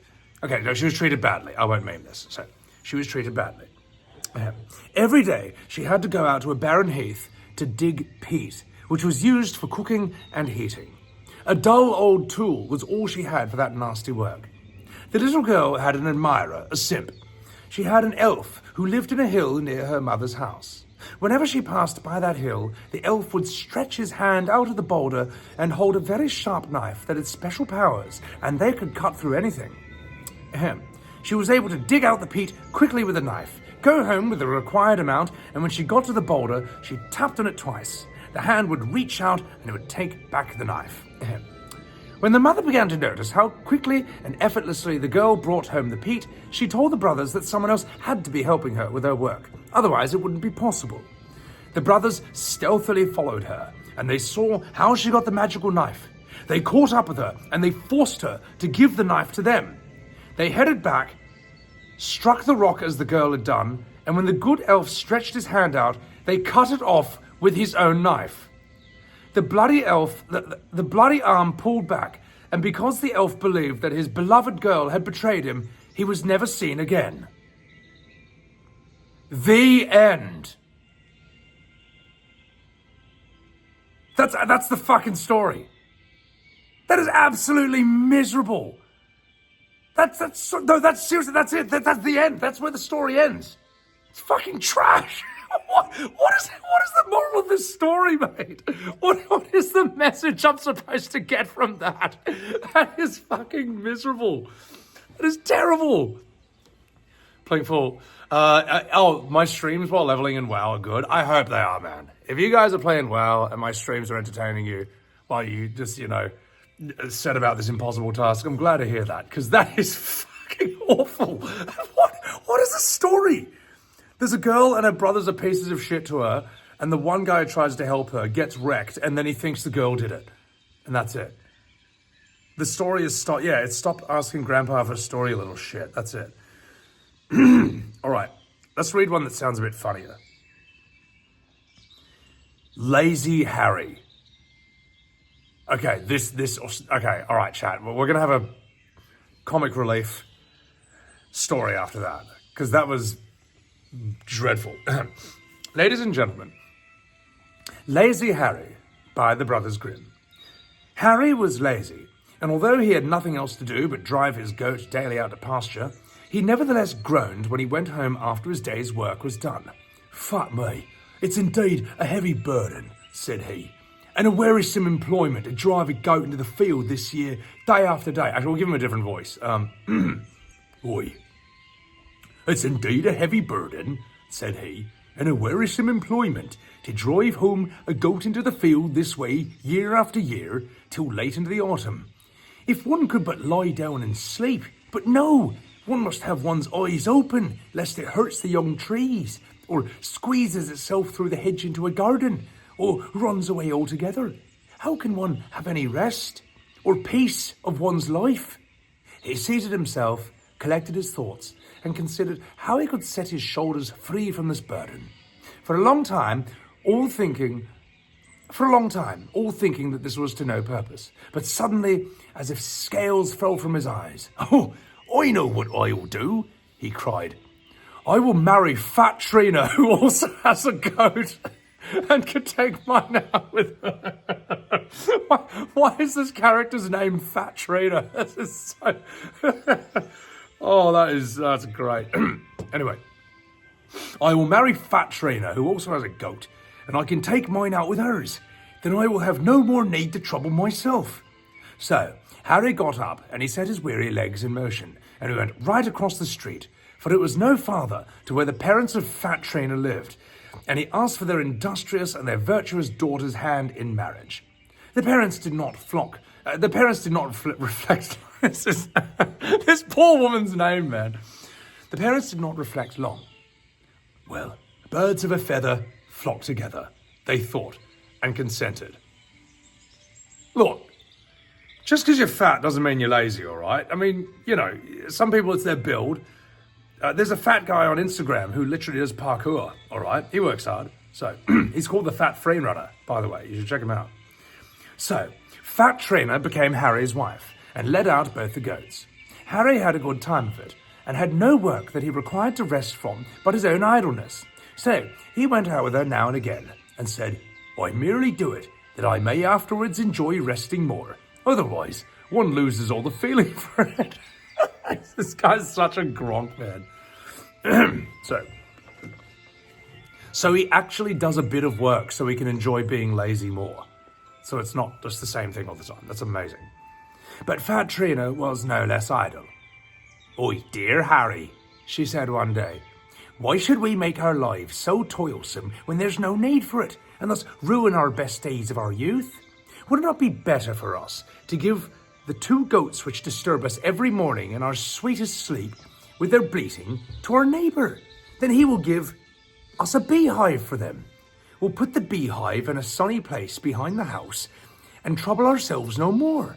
Bees do not require to be taken care of or driven into the field. They fly out and find the way home again for themselves. They collect honey without giving the very least trouble. Oi, thou hast spoken like a sensible woman, replied Harry. We will carry out thy proposal without delay, and besides all that, honey tastes better, and it nourishes one better than goat's milk, and it can be kept longer. Which is actually scientifically true. Honey is, in fact, I think it might be the only food in the world that, doesn't spoil. It never goes bad. Which tells you how fucking brilliant insects are if they can make shit like that. But back to the story. The neighbour willingly gave a beehive for the 2 goats. The bees flew in and out from early morning to late evening without ever tiring, and they filled the hive with the most beautiful honey, so that in autumn Harry was able to take a whole pitcher full of it. Oh God, I'm sorry. That was Fat Trainer then burped because she was fat. Yes, that's in the story. They placed the jug on a board, which was fixed to the wall of their bedroom, and as they were afraid that it might be stolen from them, or that the mice might find it, Trina brought in a stout hazel stick and put it beside her bed, so that without unnecessarily getting up, she might reach out with her hand and drive away the uninvited guests. Oh my God, wait, hang on. Oh, that's so fucking funny. Okay, so they leave the pot of honey by their bed and the stick, so if mice get it, she, without having to get out of bed, can just whack the mice with the stick. All right, that's fine, whatever. Sounds like a streamer to me. Lazy Harry did not like to leave his bed before noon. He who rises early, said he, wastes his substance. They're like fucking streamers, these Gronks. One morning, when he was still lying amongst the feathers in broad daylight, resting after his long sleep, he said to his wife, Women are always fond of sweet things, and thou art always tasting the honey in private. It will be better for us to exchange it for a goose with a young gosling, before thou'st eaten up the whole of it. You fucking minge. Oh my God, he's just calling her fat. He's just telling her she's eating all the honey. Oh my God. All right. But, answered Trainer, not before we have a child to take care of them. Am I to worry myself with a little geese and spend all my strength on them for no purpose? Oi, thou dost think, said Harry, that the youngster will look after the geese? Nowadays, children no longer obey. They do according to their own fancy. They consider themselves cleverer than their parents, just like that lad who was sent to seek the cow and chase the 3 blackbirds. Oh, replied Trainer, this one shall fare badly if he doesn't do what I say. I will take a stick and bellabore his skin for him, with more blows than I can count. Oh, God. All right, so if the kid doesn't obey him, The wife just said she'll beat the shit out of him. All right, it was the 1800s. It was what they did back then. So, look, Harry, cried she in her zeal. Look, Harry, cried she in her zeal, and she seized the stick which she had used to drive the mice away with. Look, this is the way I will fall on him. So she's trying to demonstrate how she's going to beat their own kid. My God, man. She reached her arm out to strike, but unhappily she hit the honey pitcher above her bed. The pitcher struck against the wall and fell down in fragments, and the fine honey streamed down onto the ground. Oi, there lie the goose and the young gosling, said Harry, and no one looking after. And want no looking after. But it's lucky that the pitcher did not fall in my head. And then he saw that there was still some honey on one of the fragments. So he stretched out his hand for it and said quite gaily, The remains, my wife. We will eat with a relish, and we will rest a little after the fright we've had. Hoy, what matters if we do get up a little later? The day is always long enough. Oh, yes, answered Trina. We shall always get to the end of it at the proper time. Dost thou know that the snail was once asked to the wedding and set out to go, but arrived at the christening? In front of the house it fell over the fence and said, Speed does no good. The end. What? What? The fuck was this story? That went absolutely nowhere. That story went absolutely nowhere. That was fucking trash. Like, they didn't get their comeuppance. They didn't learn anything. Nothing happened at all. All they did was all that happened in that story was he was too lazy to look after his goat. So he marries a fat woman who also has a goat. They swap the goat for a beehive. Then they talk about bashing their kids. Then they spill honey and they say, oh, it's not a big deal. That's it. That's all they do. That sucked shit. What the fuck was that? I thought that was going to be good. Well, that was rubbish, chat. I don't know.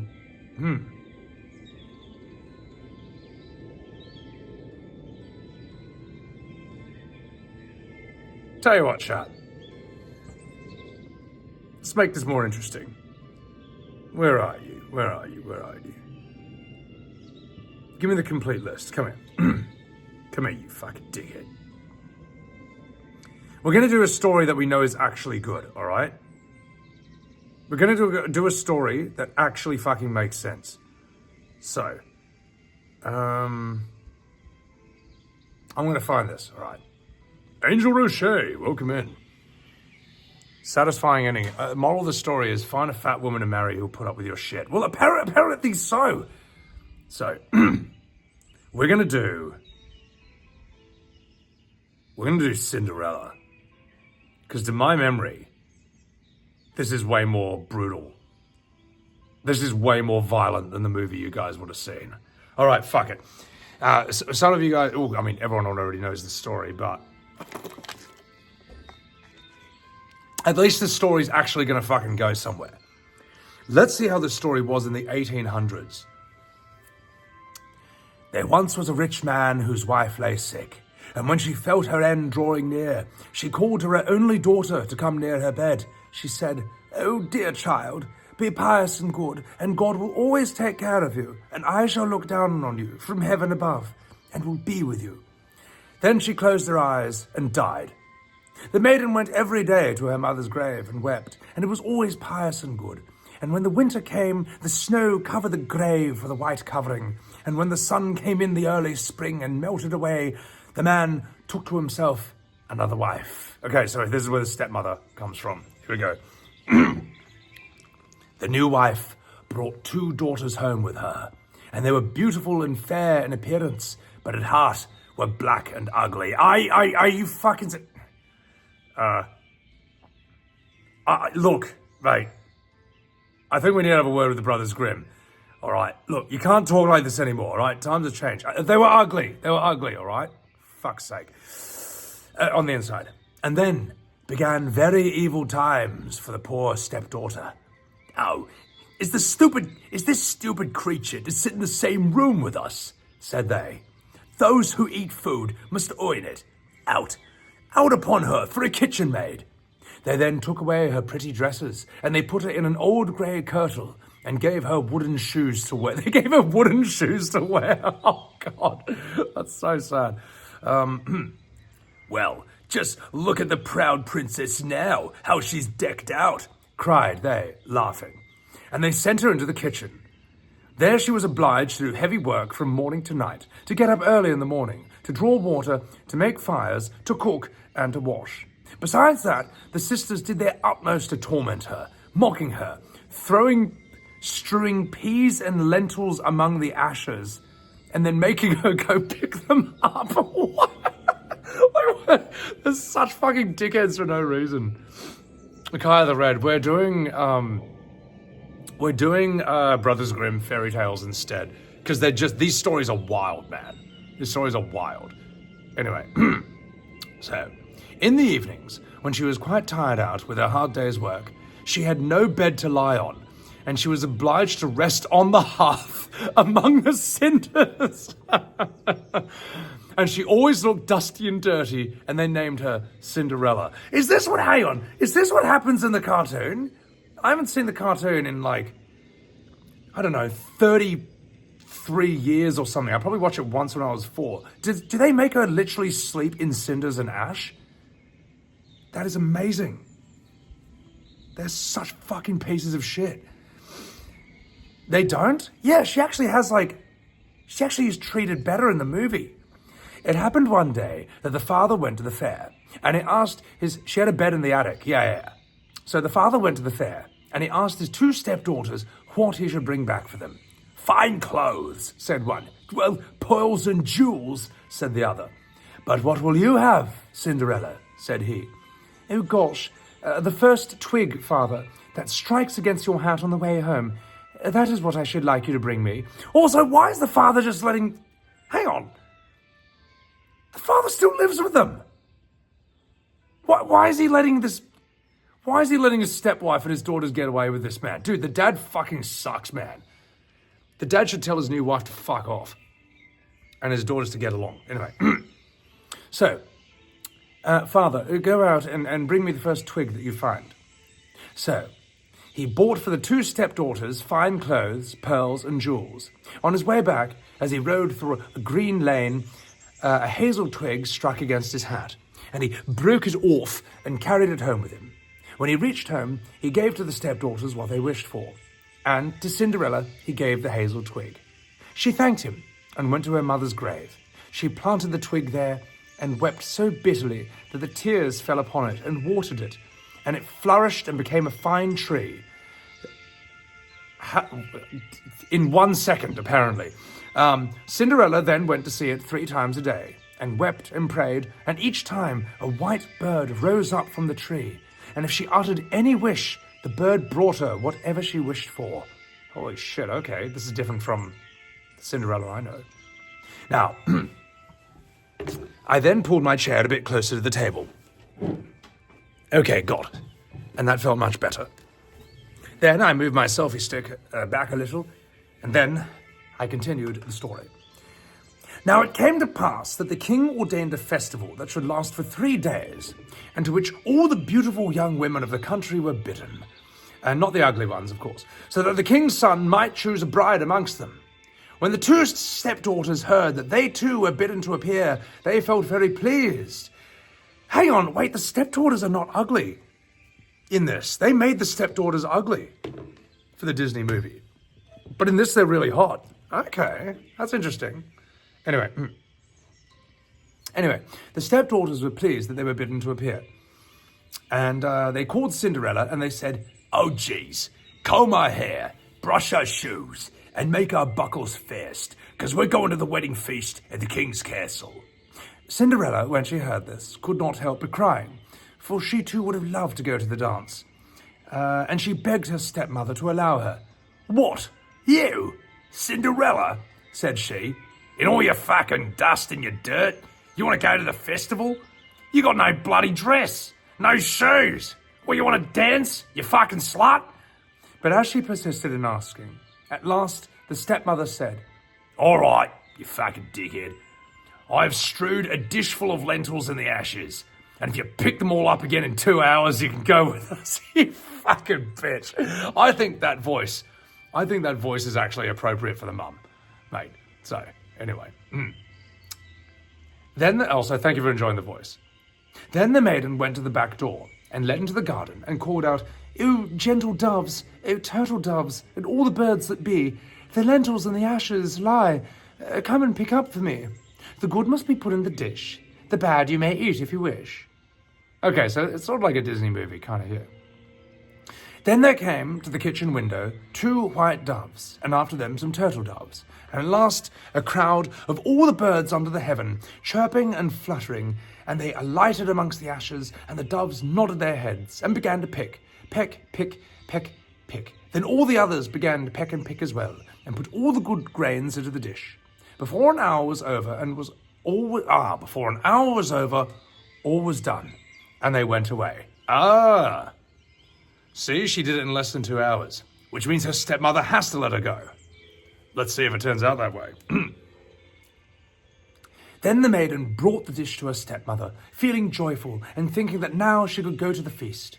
But the stepmother said, "No, Cinderella, you got no proper clothes, mate, and you don't know how to dance, and people will laugh at you, you fucking slut." And when Cinderella cried for disappointment, she added, "All right, mate. If you can pick 2 dishes of lentils out of the ashes, nice and clean, you can go with us." But didn't she just do that? Oh, okay, so she has to do it again, apparently. All right, filler content. When she had strewn 2 dishes of lentils... What? This is exactly the same thing. Okay, spoiler, she has to do the exact same thing again, and guess what? She does it. The birds pick all the shit out. All right, okay.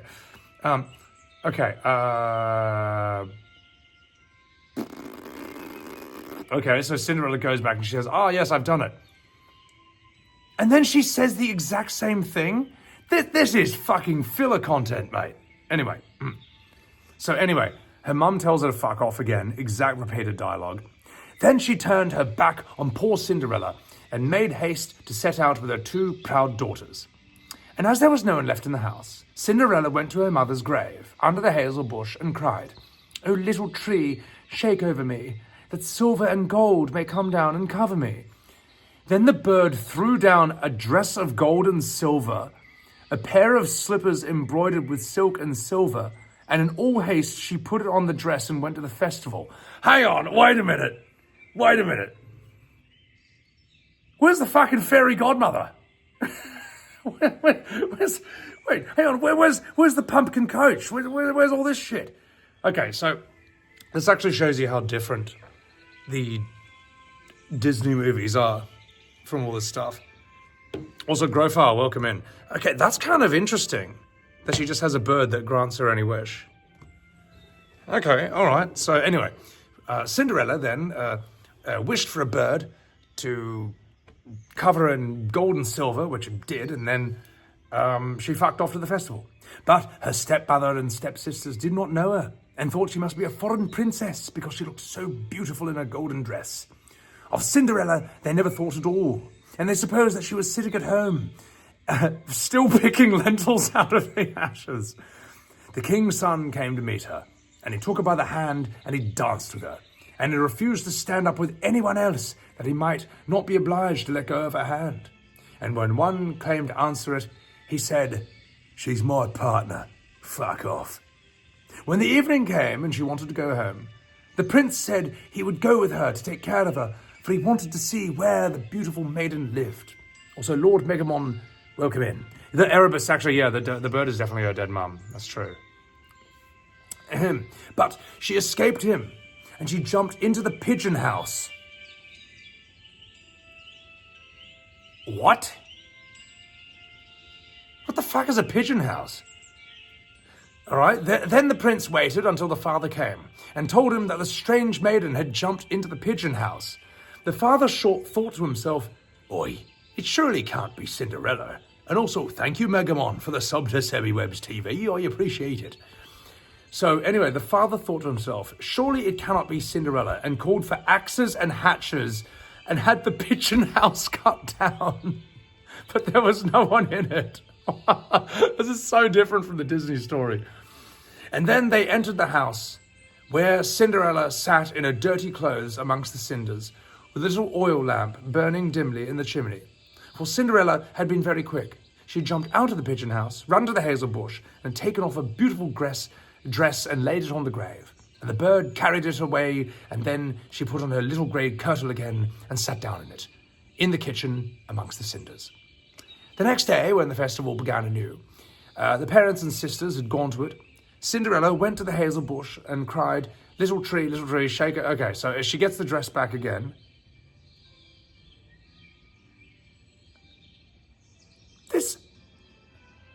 This is exactly the... Hang on, this just keeps repeating itself, man.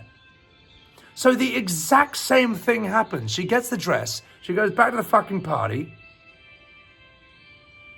and then she runs away. This time she hides up a pear tree. All right, so they cut down the pear tree, and they don't catch her again. Where? Okay, so filler content. Anyway, so this time, all right. So this time, third night, he has a plan. So he caused all the steps to be spread with pitch. So when Cinderella runs away on the third night, she leaves footprints. No. He leaves like sticky tar on the floor so that a shoe sticks to it. Ah, here we go. All right. The prince picks up a shoe and he saw that it was of gold, very small and slender.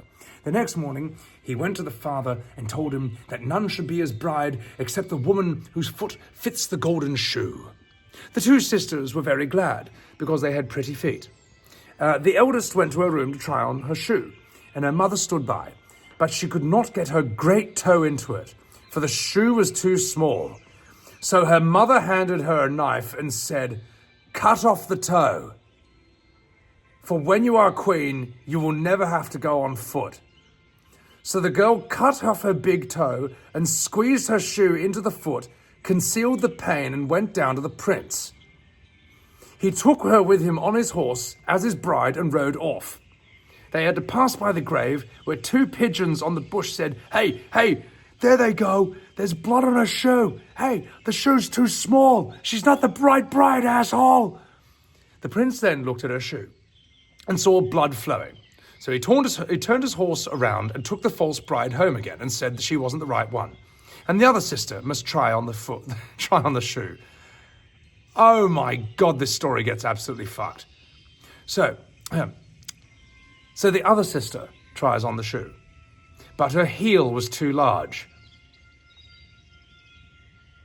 Her mother handed her a knife and said, "Cut off a piece of your heel, for when you are a queen, you will never have to go on foot." So the girl cut off a piece of her heel, thrust her foot into the shoe, concealed her pain, and went anyway. Oh, Jesus. And again, the pigeons out her once again. They're just like, hey, there's blood on the shoe, asshole. Wrong bride. So the prince looked at her foot and saw how the blood was flowing from her shoe and staining the white stocking. He turned the horse around and brought the false bride home and said, "Listen out, you fucking minge. This isn't the right one. Have you no other daughter?" "Oi, no," said the man. "Only my dead wife left behind a little stunted Cinderella, but it's impossible that she can be the bride." Dude, this dad sucks ass, man. This dad actually sucks. But the king's son ordered her to be sent for. But the mother said, "Oh no, she's much too dirty. I couldn't let her be seen." But he would have her fetched. And so Cinderella had to appear.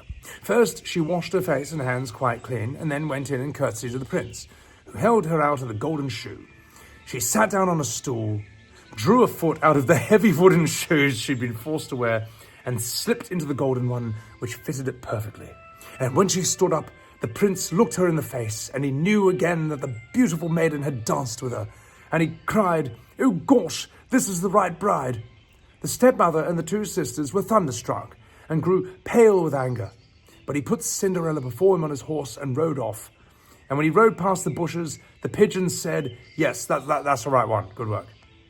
And when they thus cried, they came flying around and perched on Cinderella's shoulders, one on the right and one on the left, and so remained.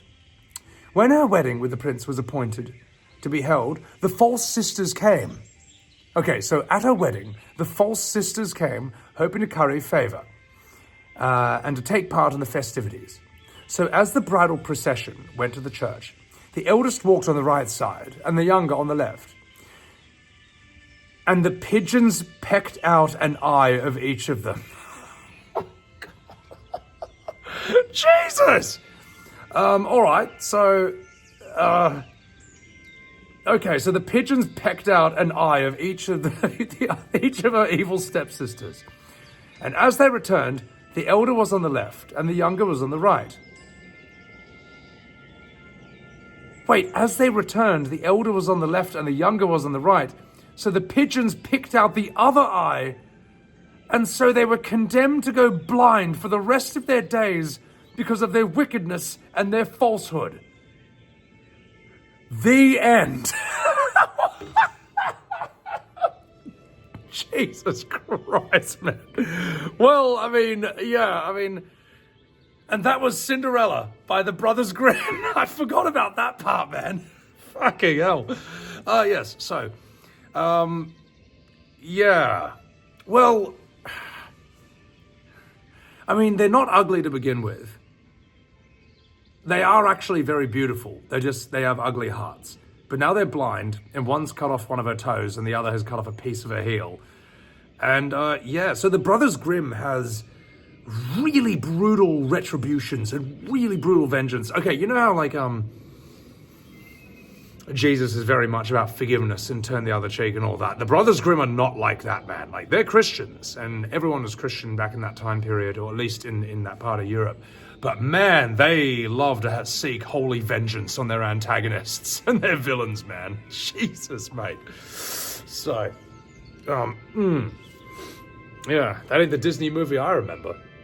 So, but that shows you, chat, that, sweet, sweet revenge, yeah.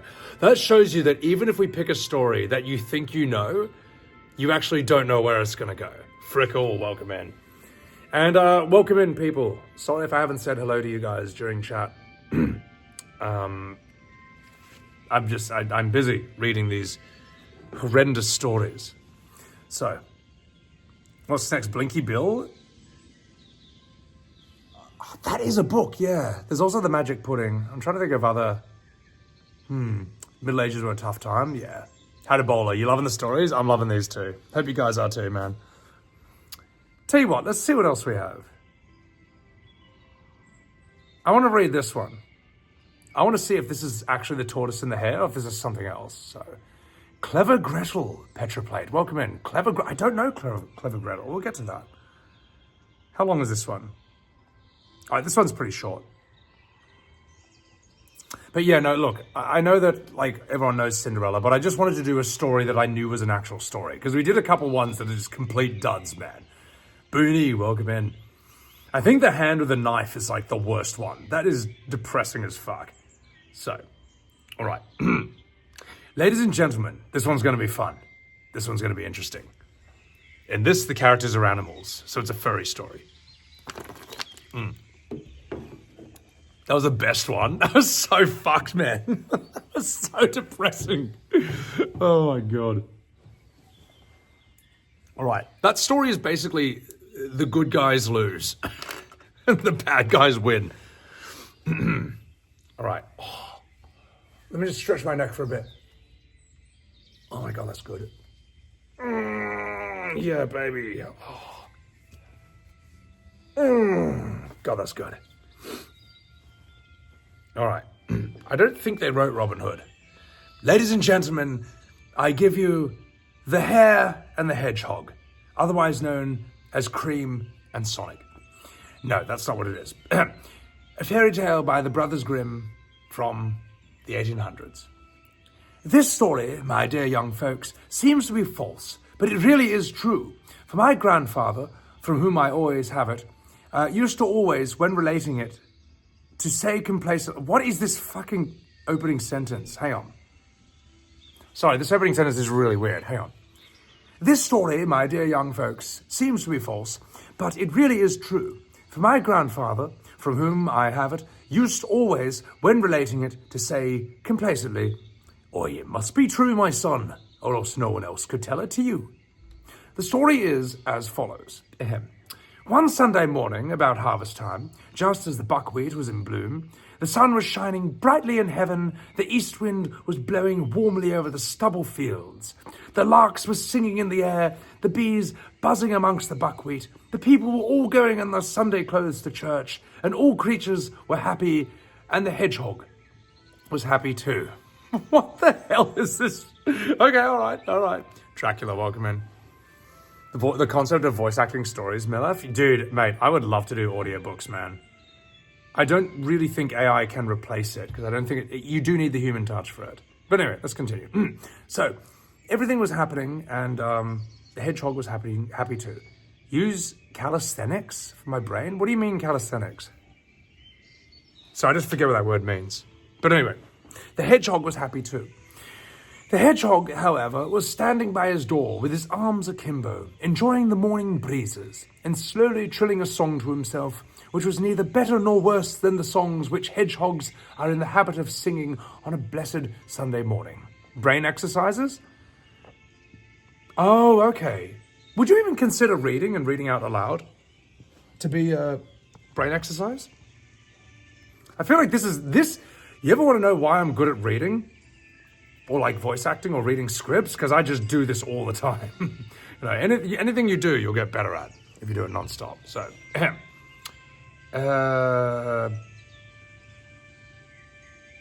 anyway, whilst the hedgehog was singing half aloud to himself, it suddenly occurred to him that, while his wife was washing and drying the children, he might as well take a walk in the field and wonder how his turnips were doing. The turnips were, in fact, close beside his house, that he and his family were accustomed to eat them, for which he looked upon them as his own. No sooner had he done, the hedgehog... No sooner said than done. Wait, what is this fucking story? Is this... Okay, I'm just wondering if this actually goes anywhere. All right, fuck it. Here we go. Your brain exercise is your favorite next to drinking? Drinking is bad? Moderation is okay? Yeah, dude, I haven't been drinking a lot since I've been here, to be perfectly honest. But anyway... The hedgehog shut the door behind him, and he took the path to the field. He had not gone very far from home, and was just turning the side bush which stands outside the field to go up to the turnip field. This descriptiveness is way too long. But anyway, he walked around when he observed that the hare, who had gone out on business of the same kind, namely to visit his cabbages. When the hedgehog caught sight of the hare, he bade him a friendly good morning. But the hare, who was in his own way a distinguished gentleman and frightfully haughty, did not return the hedgehog's greeting, but instead said to him, assuming at the same time a very contemptuous manner, okay, so here's a bit of a Squidward. "Oh, jeez, how do you happen to be running about here in the field so early in the morning?" "Ha, I'm taking a walk," said the hedgehog. "The walk?" said the hedgehog with a smile. Said the hare with a smile. Fuck to me. "It seems to me that your legs... It seems to me that you might use your legs for a better purpose." Fuck, this way of writing is really weird. It's all right. You can do it. Come here, you fucking dickhead. Come here. The answer made the hedgehog furiously angry, for he can bear anything but an attack on his legs. But just because they are crooked by nature. Oh, God. All right, so this is the pre-Sonic era. So now the hedgehog said to the hare, "You seem to imagine that you can do more with your legs than mine." "Well, of course, that's exactly what I think," said the hare. "That can be put to the test," said the hedgehog. "I wager that if we run a race, I will outstrip you." "Oh, jeez, you with your short legs," said the hare. "But for my part, I'm willing. If you have such a monstrous fancy for it, what shall we wager?" "I say we wager a golden louis d'or and a bottle of brandy," said the hedgehog. "Done," said the hare. Dude, this hedgehog's drinking some fine liqueur.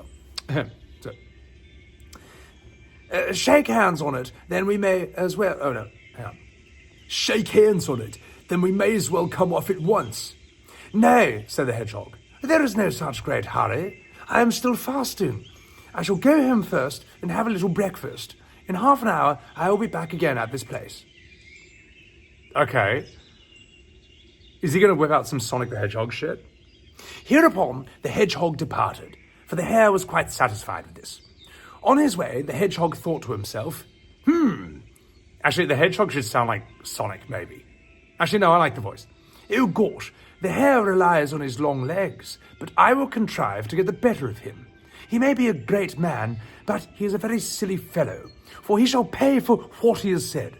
So, when the hedgehog reached home, he said to his wife, "Wife, dress thyself quickly. Thou must go out to the field with me." "Oh gosh, what is going on then?" said his wife. "I have made a wager to the hare for a gold louis d'or and a bottle of brandy. I am to run a race with him, and thou must be present." "Oh, good heavens, husband," the wife now cried. "Art thou not right in the mind? Hast thou completely lost thy wits? What can make thee want to run a race with a hare?" "Hold thy tongue, woman," said the hedgehog. "That is my affair. Do not begin to discuss things which are matters for men." No, that's literally what he says. "Hold thy tongue, woman," said the hedgehog. "That is my affair.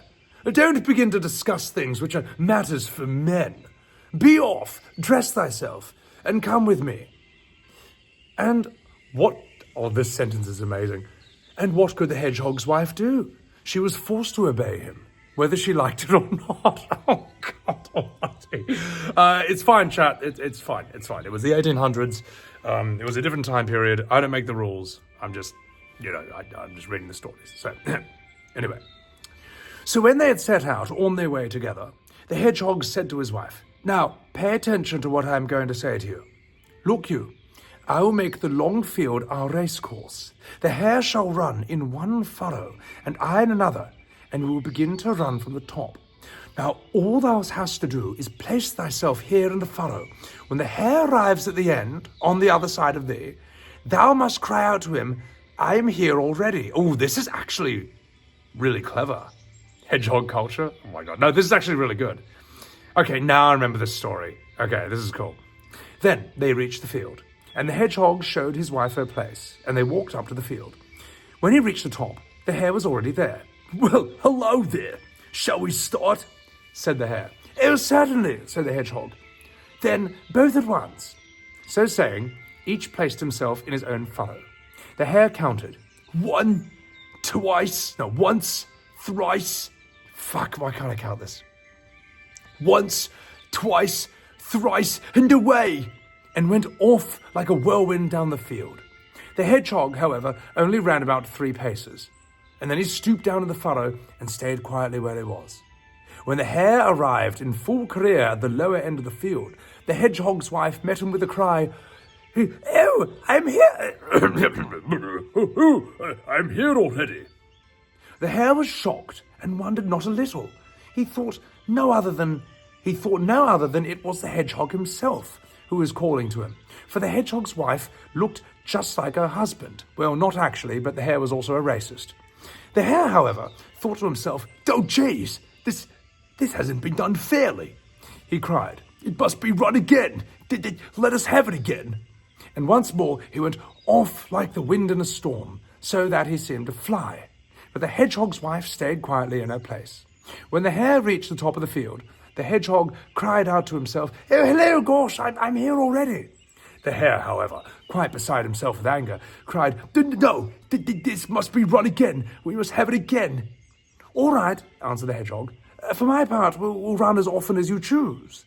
And so the hare ran 73 times more, and the hedgehog always held out against him. And every time the hare reached the top or the bottom, either the hedgehog or his wife said, "I am here already." At the 74th time, however, the hare could no longer reach the end. In the middle of the field, he fell to the ground. Blood streamed out of his mouth, and he lay dead on the spot.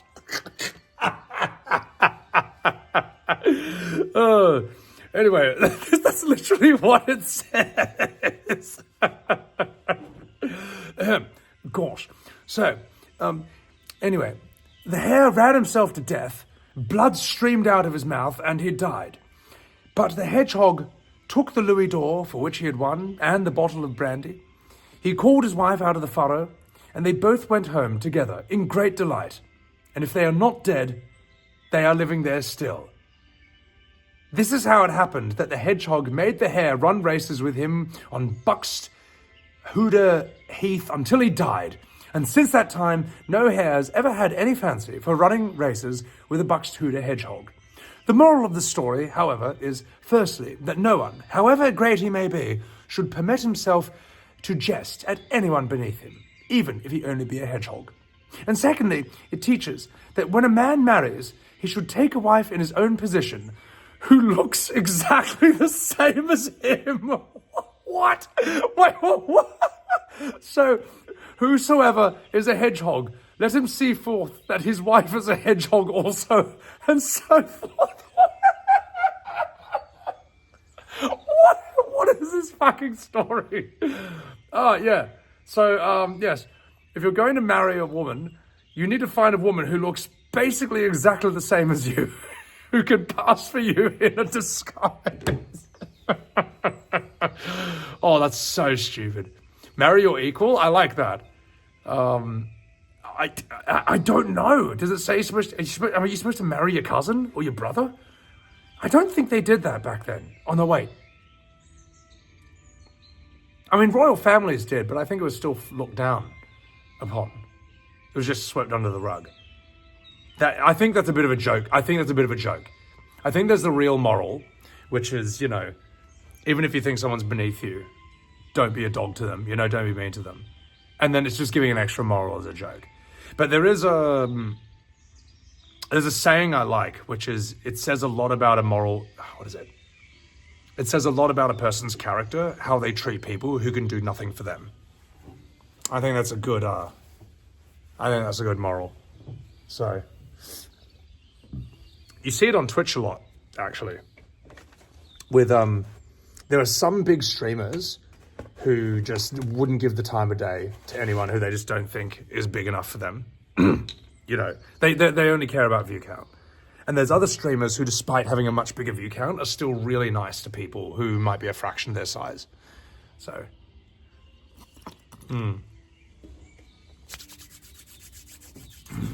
Just Joshua alive. Me and Markiplier could get hot and heavy. Well, according to the story, that literally said the moral of the story is you should marry someone who looks exactly the same as you. I mean, maybe the Brothers Grimm are fine with that. So, the golden rule. Something like that. Maybe the Brothers Grimm would approve.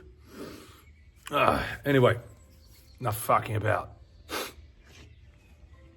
That story was okay. It had a few funny moments. It wasn't the best. Let's do this one. This one's quite long. Let me see if there's any other shorter ones we can do. This one's quite long as well. Wait, no, that's not what I was looking for at all. What about this one?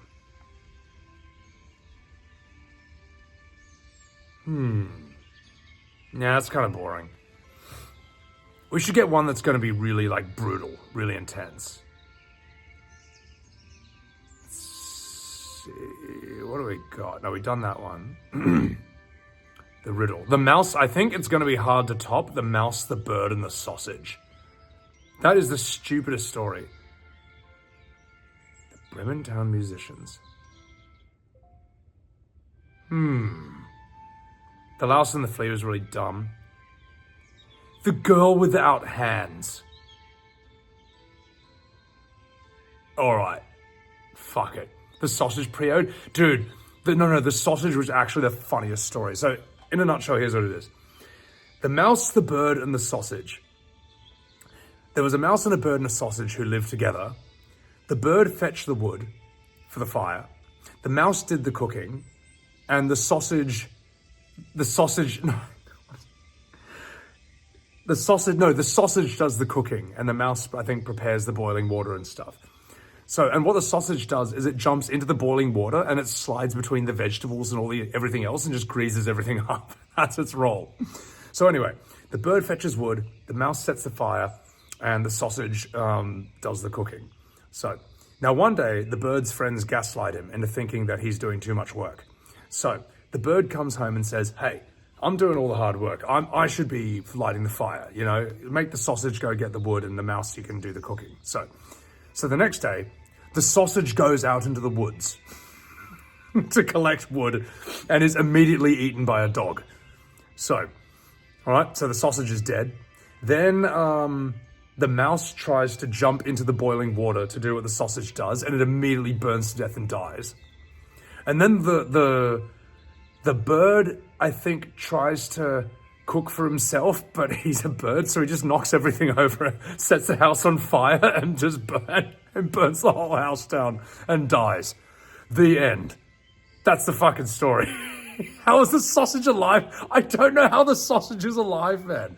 I don't know. It's fucking stupid, man. Oh my God, man. So yeah. Anyway, that was my favorite story. The Mouse, the Bird, and the Sausage. It's got the best title, man. It actually has the best title. All right. What else do we have? I feel like this is a cool story. The Wishing Table, the Gold Ass, and the Cudgel in the Sack. I know this is a cool story. I know I've read this before. Her Corpse. The Godfather, Frau Trude. Godfather Death. That's just got such a cool name. I'm going to open that. Thumbling's Travels. Who the fuck is Thumbling?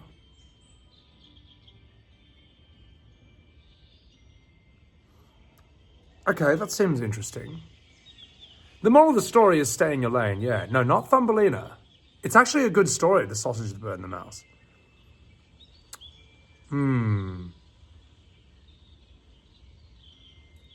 All right, King Thrushbeard. I've seen this so many fucking times, and I know the story. I think the story's good. Oh, this one's sick. Oh, Rumpelstiltskin is actually fucking intense. It ends really violently. I mean, they kind of all do. All right, fuck it. We're going to do this one. Yeah. Ooh, two brothers? Fuck yeah. All right, let's get this. Let's do this one. I don't remember the specifics of this, but I know this one's good. So, ladies and gentlemen, I give you the knapsack, the hat, and the horn. There were once 3 brothers who had fallen deeper and deeper into poverty. And at last their need was so great that they had to endure hunger. They had nothing to eat or drink. Then they said, fuck me, we can't go on like this. We'd better go out into the world, seek our bloody fortune. They therefore set out and had already walked over many a long road and many a blade of grass, but had not met with good luck. One day they arrived in a great hill, and in the midst of it, one day they arrived in a great forest. In the midst of it was a hill, and when they came nearer, they saw that the hill was all silver. Then spoke the eldest, now I have the good luck that I wish for, and I desire nothing more. He took as much of the silver as he could possibly carry. Then he turned back and went home again. But the 2 brothers said, we want something more from good luck than mere silver. And they did not touch it, and they went on. That's still pretty good, though. Like, you know, a whole knapsack full of silver. That's worth a lot of money. So anyway, they went on. They came to a hill which was all gold. The second brother stopped. He thought to himself and decided, what should I do? Shall I take for myself so much gold that I will be sufficient for the rest of my life? Or shall I go farther? Wait, what? Okay, all right. So anyway, at length he made a decision. He put all the gold into his pockets and he said farewell to his brother and he went home. But the third brother said, silver and gold, they don't move me. I won't renounce my chance of fortune, and perhaps something better will still be given to me. Actually, let's give this guy a different voice. We'll make him Matthew McConaughey. Silver and gold, they don't move me, and I won't renounce my chance of fortune. Perhaps something better still will still be given to me, all right, all right, all right. And he journeyed onwards, and when he had walked for 3 days, he got into a forest which was larger than the one before, and never would come to an end. As he found nothing to eat or drink, he was all but exhausted.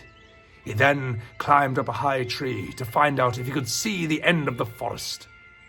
But so far as his eye could pierce, he saw nothing at the tops of the trees.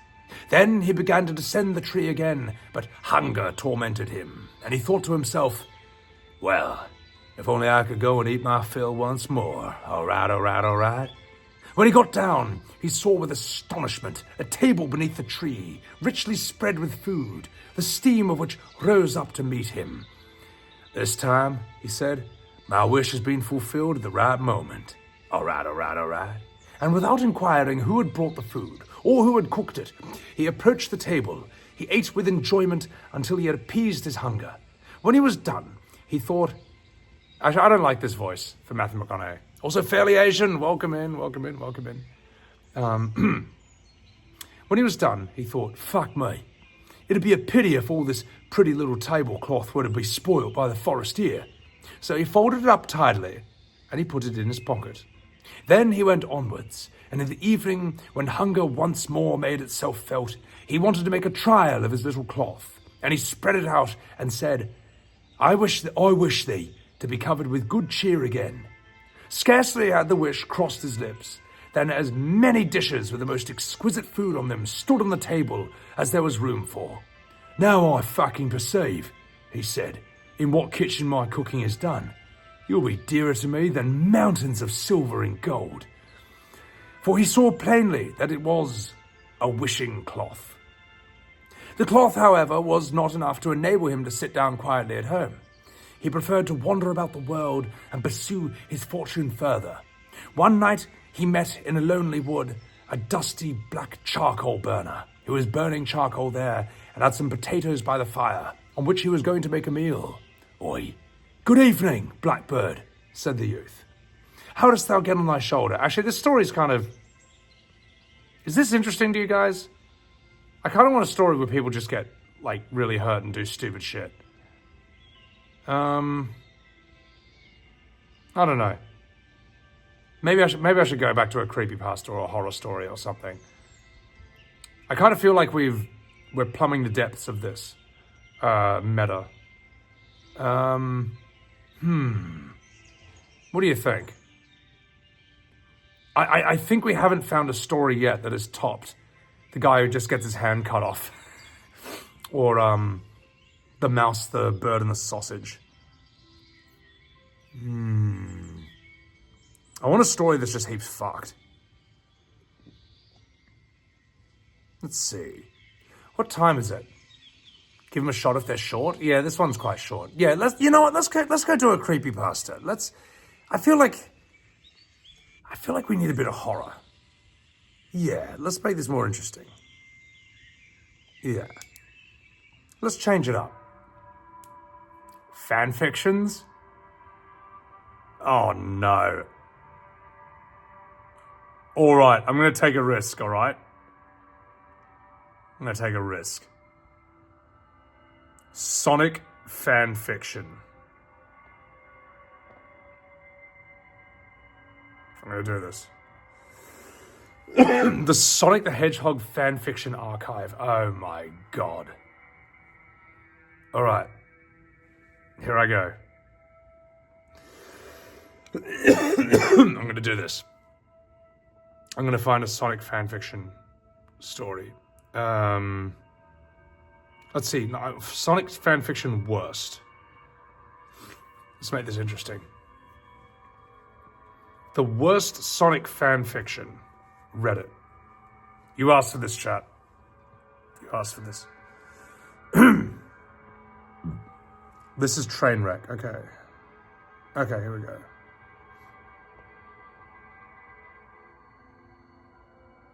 Oh, I need to make an account. Fuck you.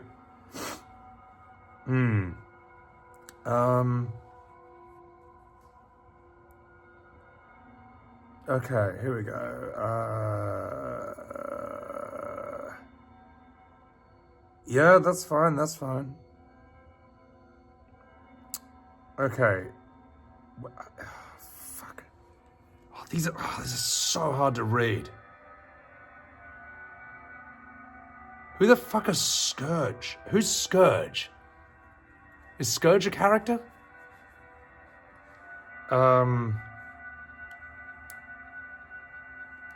Is Scourge a character in Sonic? Who the fuck is Fiona and Alicia? Never played a Sonic game. Come on, go back. Come on, internet. Are you fucking for... Just this stupid ass phone. Come on, go back. That's just great. I love when I have to close and reopen the whole thing. All right. What is the worst Sonic fanfic you've read? You're a grown-ass man? Anti-Sonic? Fiona's from the comics. I have no idea what that is, so... All right. I need links. I need links to this.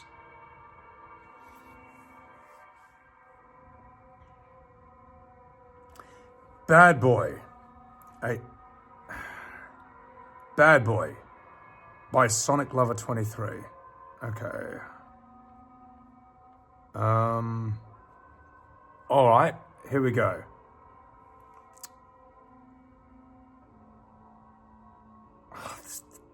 I gotta read as Amy. I don't want to read as Amy. No. I don't want to read as Amy Rose. Hang on. No. And I also shouldn't say the name of. I shouldn't say the name of the people either. That's actually just like mean.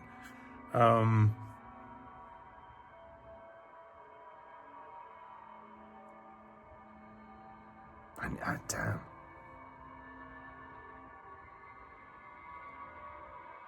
Okay, what's it called? Egg a Man the New. What are these called though?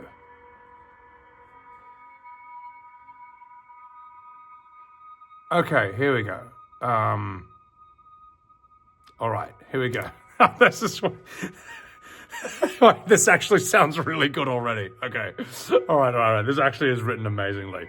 All right. All right, I'm gonna drink some water before this. Thank you for the follow, by the way.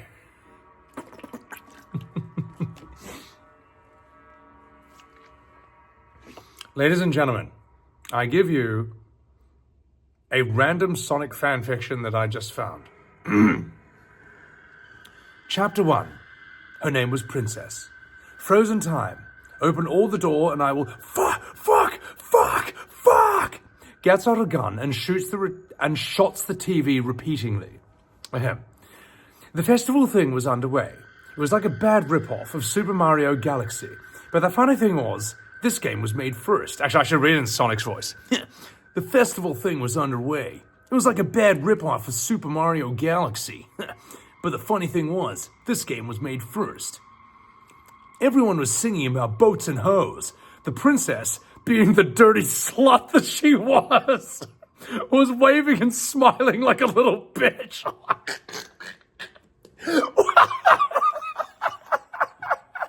This is such a good opening sentence. Okay, this is the kind of story I needed, man. Oh, this is so good. That guy in a cape gave the princess, yeah, I'm calling her a princess, because I don't know her name, a stick with a fire on it. The princess was unimpressed by the stick. Gosh, my hair is on fire! Then a giant-ass fire sweeping through the city killed... A giant-ass fire swept through the city, killing everyone. Oh, this is so good, man. Holy shit.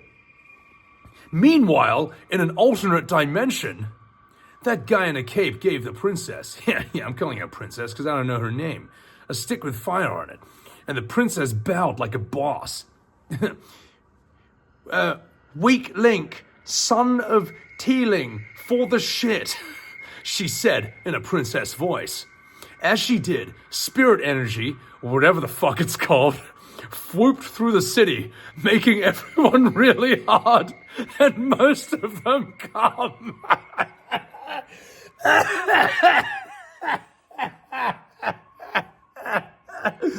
Ooh. Okay, oh. The princess waved as fireworks went on in the background or some shit like that. Then the fireworks turned into explosions and missiles and shit and muffins and, and flying disco turds. Hitting that ground at the speed of pig and killing some stuff. This is so fucking stupid.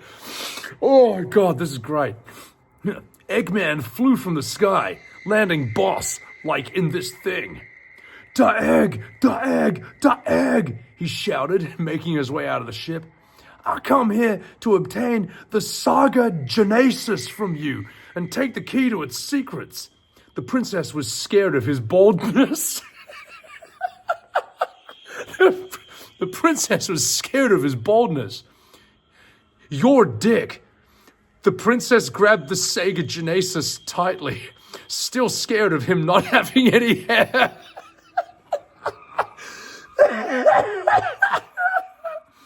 Then, from out of nowhere, a whirlwind started. The princess looked around, trying to forget. I'm sorry, mate. I can do this. Hold on. Wait. For those of you who just walked in, I'm reading what is being called the worst Sonic fan fiction of all time. I think this is the best, man. Oh. Then, from out of nowhere, a whirlwind started. The princess looked around, trying to forget about his bald head. But still scared, she looked for comfort.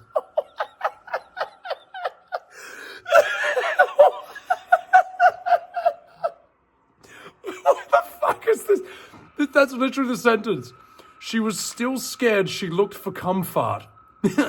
Yeah, suck my dick, said the princess. Wait, hang on, wait, no, that's not it, sorry. Okay, all right. Yeah, suck my dick. The princess looked to see who said that, and the thing who made the whirlwind. Then she gasped, it can't be. Explosions. Sonic jumped, Sonic doomed Loke a boss, destroying the enemies. Sonic jumped like a boss, destroying the enemies, and probably killing some people just for the fun of it.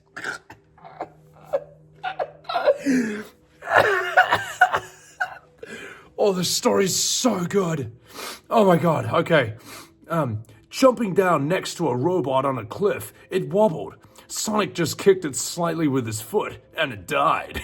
More fucking explosions! Sonic rushed to his damsel in distress and said, I'm Sonic. And with a smile, he picked up the princess, Sonic the Kidnapper, and then he dashed off like a boss. Attack! Eggman commanded as missiles came. He can't even spell attack for the next one. Eggman commandos. Eggman. Kakatka.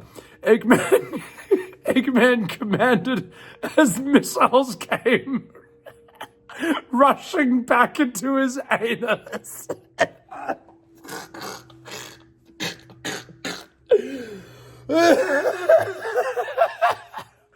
Oh my god. Oh, I'm actually crying. Oh my god. Oh. Oh my god. Oh. Sorry. So he says attack in reverse. Eggman commanded as missiles came rushing back into his anus. Oh my god. The princess gasped as Sonic nearly got them both killed, but he wasn't in the mood for killing. Piece of shit transmission. Silver stood alone on a building. The owners were probably pissed. Then he sang a little song. It's done. It took so fucking long. Cough. Anyway, I'm bored as fuck. Making the next chapter. Thanks go to YouTube Poop, the worst Sonic fanfiction ever, by Captain Pan 6. That was the greatest fucking fan fiction. That was the best fan fiction ever. That was so funny, man. Oh my God. That was so shit. That was, I mean, that's, I don't even know what to say about that, chat. That might have been the best short story I've ever written. I mean, I've ever read. Oh my God. Oh my God. Holy shit. That was a W fan fiction right there. That broke me pretty good. I actually have to blow my nose. Like, I've got mucus from that. Oh God. Dice, I wish I'd written that. I wish I was actually that good. I wish I could write something that stupid. Oh my God. All right, fuck it. You know what, chat? I think we found the new meta. I think we've done Brothers Grimm to death for a bit. We can come back to that later. I feel like Sonic fanfiction is the way to go. And we're going to do it. Is Lakari scamming me? Fantees? How do you mean? Why? Okay. Sorry, it's cold. So my nose is a bit tripping. Not the worst thing to walk into. No, it's fine. No tagging Fantees? No. Look, if he's busy with World of Warcraft, that's fine. Also, I'll be more refreshed tomorrow for Tekken, though, which is what it is. So, question, is T10 Nat still streaming, out of curiosity? If she is, that's fine. It's just when she's done, I will go to the PC and practice a bit of Tekken, but that's fine. That's fine. She is, let her do it. She hasn't done a desktop stream in forever. It's all hers. And honestly, I'm happy doing this, chat. I think discovering Sonic fanfiction is the best thing ever, man. All right, okay, we're going to do this. We're going to do this. Chapter 2 of Sonic fanfiction. Chapter 2, She Was a Biatch. That's the name of the chapter. Sonic took the robot's head off with his foot, and then he kicked everyone in the face. Sonic, take this. The princess was captured by Eggman's giant cock. And the thought the emerald to Sonic with her free hand. Oh my God. She threw the emerald to Sonic with her free hand. It landed on Sonic's face, and it stayed there forever. Eggman did a little dance. I'll rescue you, he shouted, with the emerald still attached to his face. No. Sonic's heart was then stone. Motherfucking later. Oh no, we may not know it, Tails said, with herpy syrup on his face. Hey Mario, how come his lips ain't moving when he talks? Mamma mia, maybe he's a-watching too much of My Little Pony. What is this? Craw! Tail whooped his arms about. I'm so glad you came. Sonic and the princess were frolicking on a window screen. Sonic put the princess down and stopped. Oh my God, I'm not going to read that. He stopped bumming her. He waved his finger and a butterfly sat on his nose. Sonic looked surprised. Bzzz. Sonic picked up the princess and jumped. You are the biggest weeb, said Silver, floating above him. Your ass will destroy this world. No, Sonic replied. And then Silver got out his awesome hand, and when Sonic went boom and he started flowing upwards. This is so fucking stupid. Oh my God, man. It wasn't that bad for about 30 seconds, and then Sonic died to no air in space. Sonic fell face first onto the pavement, gasping for air, like, you know what I mean. Silver then made Sonic hump a stone wall backwards.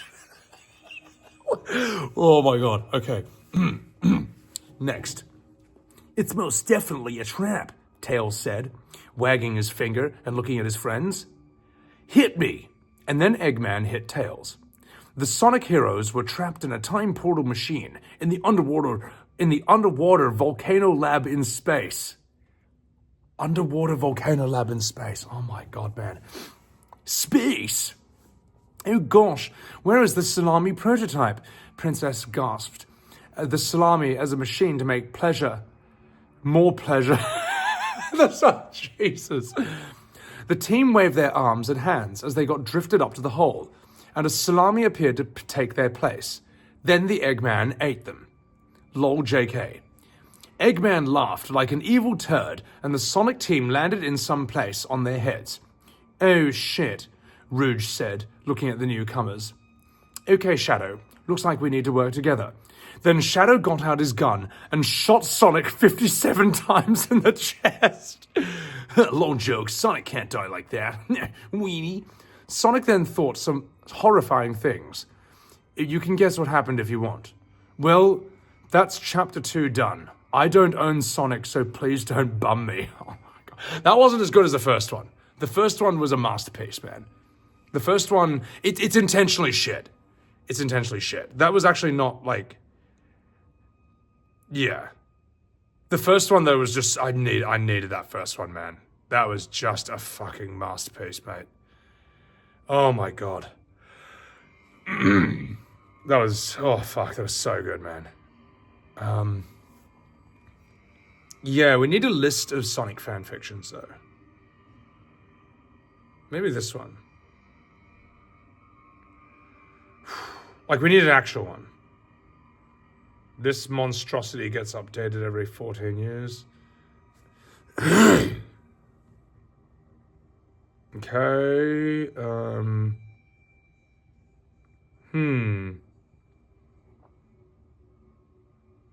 Sonic X Universe.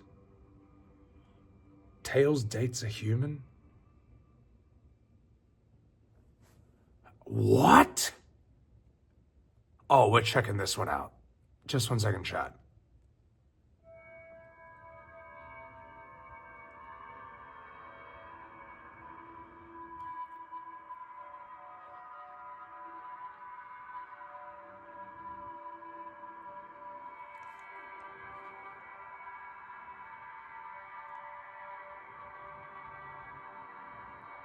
Who is Blaze?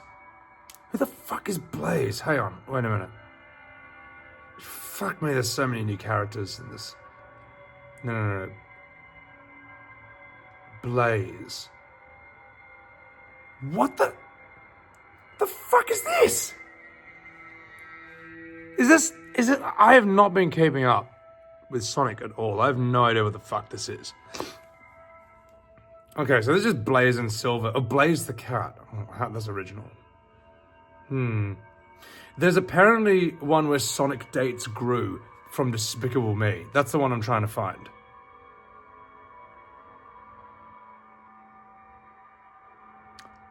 Is this it? Is this one? Yeah. I consent to everything. Take my newborn children. All right. Yeah.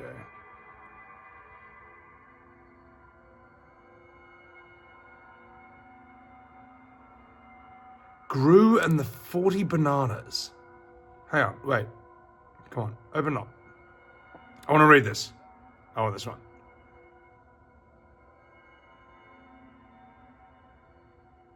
Okay.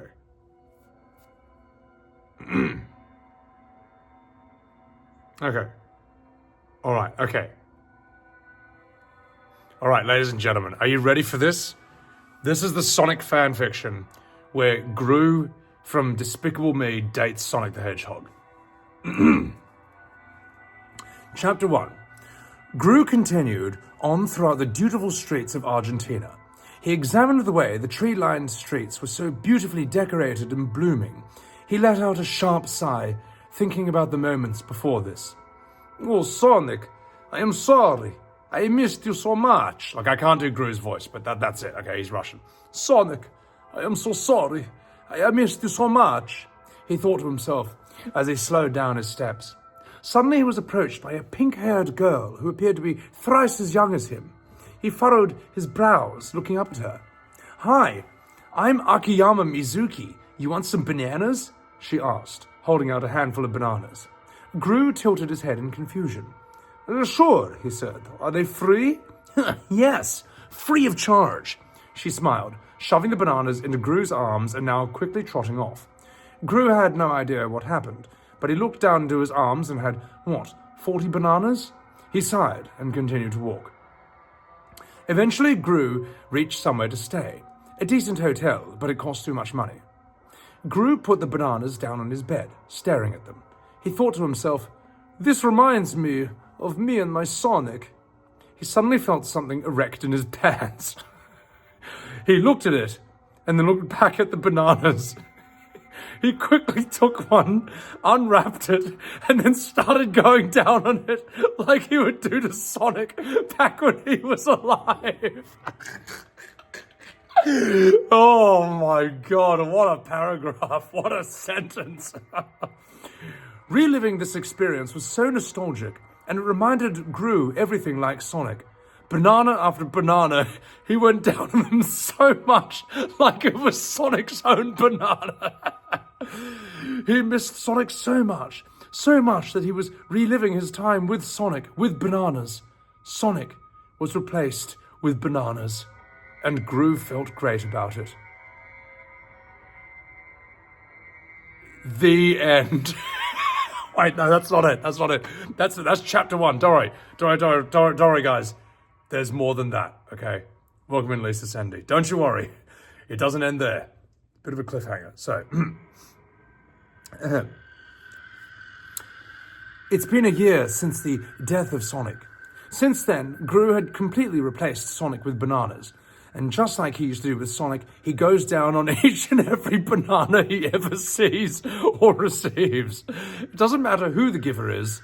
All that matters is that it was a banana. However, Sonic wasn't really dead.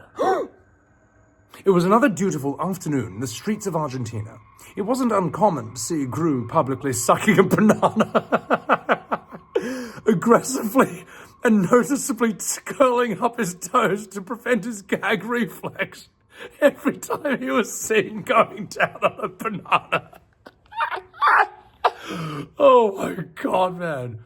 In this very certain afternoon, Gru dropped the banana for the very first time. What Gru saw when he was making his way to the fruit market was a terrifying sight.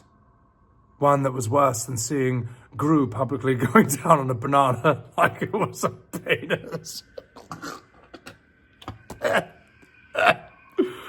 Who the fuck wrote this, man? Oh, this has to be trolling. What he saw was petrifying. What he saw was Sonic, right there, staring at him. He couldn't believe this. He could have sworn that Sonic was dead. But when he saw Sonic right there in front of his eyes, he dropped the banana. The banana that was soaked in Gru's saliva. Oh my God. The banana that Gru had become oh so familiar with was, in just a matter of seconds. But now, someone he was really familiar with was back. "Gru," Sonic said, staring at him with eyes that seemed to be filled with so many emotions. "Sonic," Gru said. Gru gasped, tripping back over onto his ass. Sonic walked towards Gru, pinning him to the floor. Sonic knew that he had been replaced with bananas, and now it was time for Sonic to remind Gru who the better one was. Who the superior one was. Who the original one was. Sonic pressed his chapped lips against Gru's moist mouth, bringing him to a kiss that was not chaste in one bit. Oh my God. Sonic had him pinned to the floor, giving Gru the disadvantage and the inability to move. While he had him pinned on the floor, Sonic had his hand on Gru's already erect penis, palming it aggressively. All right, chat, I don't know if we should continue with this. I feel like this is going to get really fucking atrocious.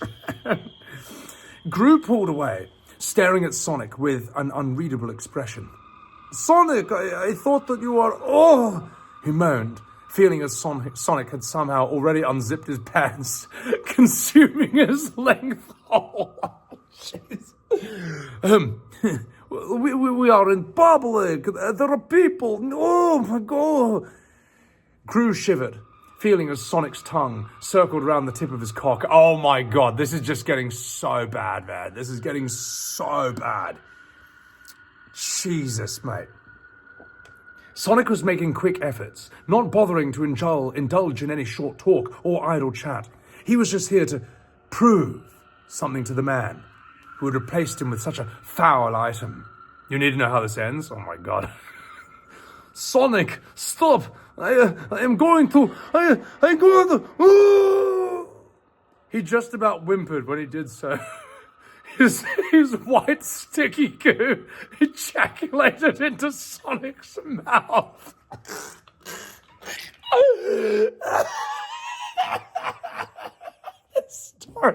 This story is fucking horrible. Oh my God. Sonic swallowed it like a champ. This wasn't the first time he had done this.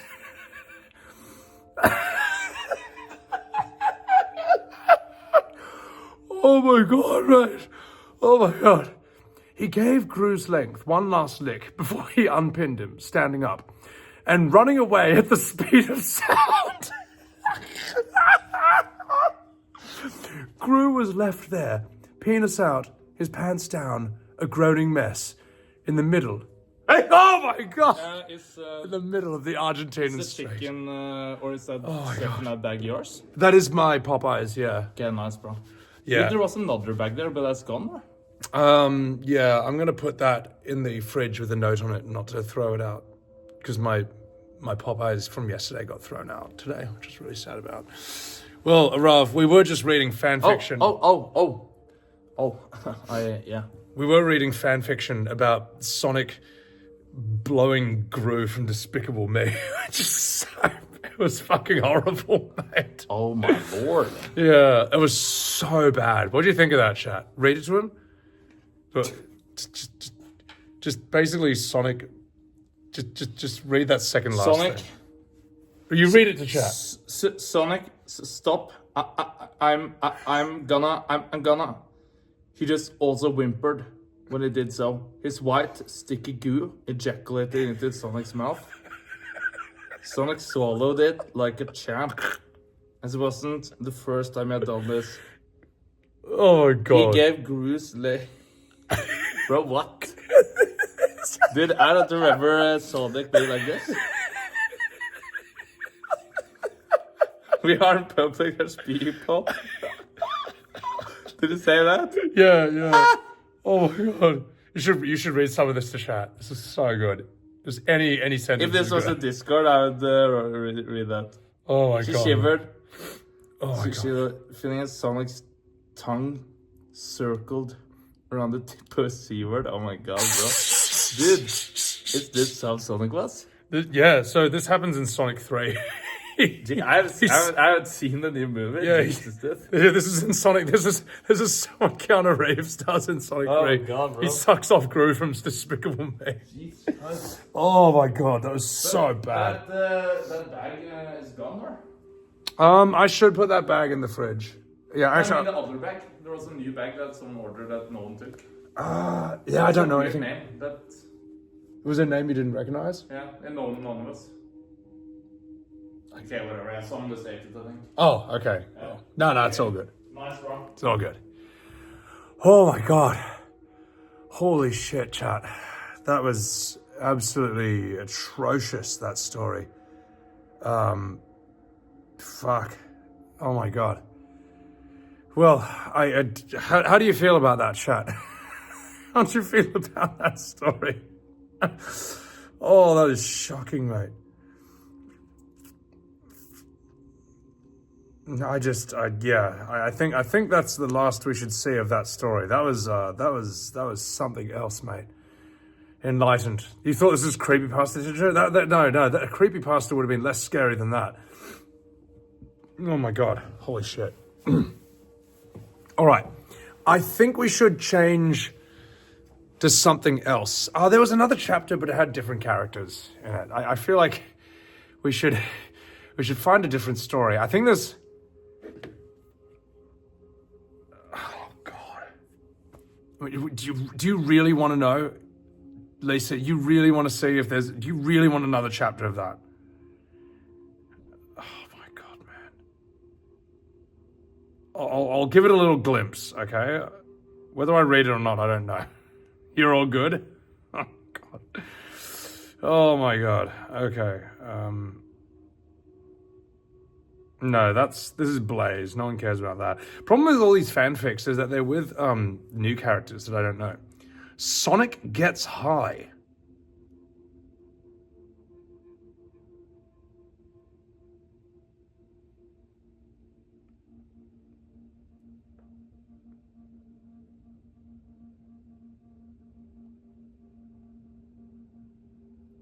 No, this just goes on forever and gets shit. Okay, never mind.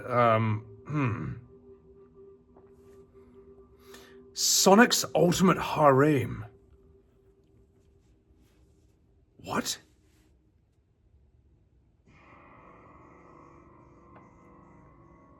Wait, this has Bakugo from My Hero Academia and Mario? What the fuck? This is chapter 340? Nah, this is just trash. My god, man. Life at a Pizza Hut. Starring Silver the Hedgehog, Vector the Crocodile, the Bee. No, these are just shit. I don't know what these are. Fucking hell. Oh, you hopped on streams at the right time, Topher. Yeah, we just read a Sonic the Hedgehog fanfiction about Sonic dating Gru from Despicable Me, and Gru blows bananas to remind himself of Sonic, and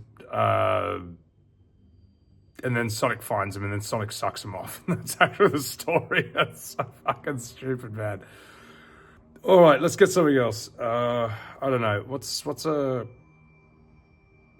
good creepypasta we can read? Oh my god, a classic love story. Unless, actually, you know what? I kind of want to read another bad fanfiction. There's got to be another good fanfiction. Bad fanfiction. Maybe there's like a list of this.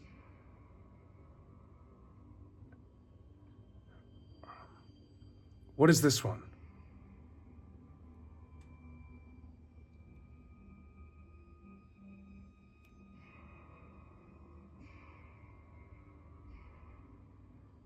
No, like straight away, that just has words I can't even say on Twitch. Fucking hell, God, man, this is I'm not really walking into a Pokemon fanfic.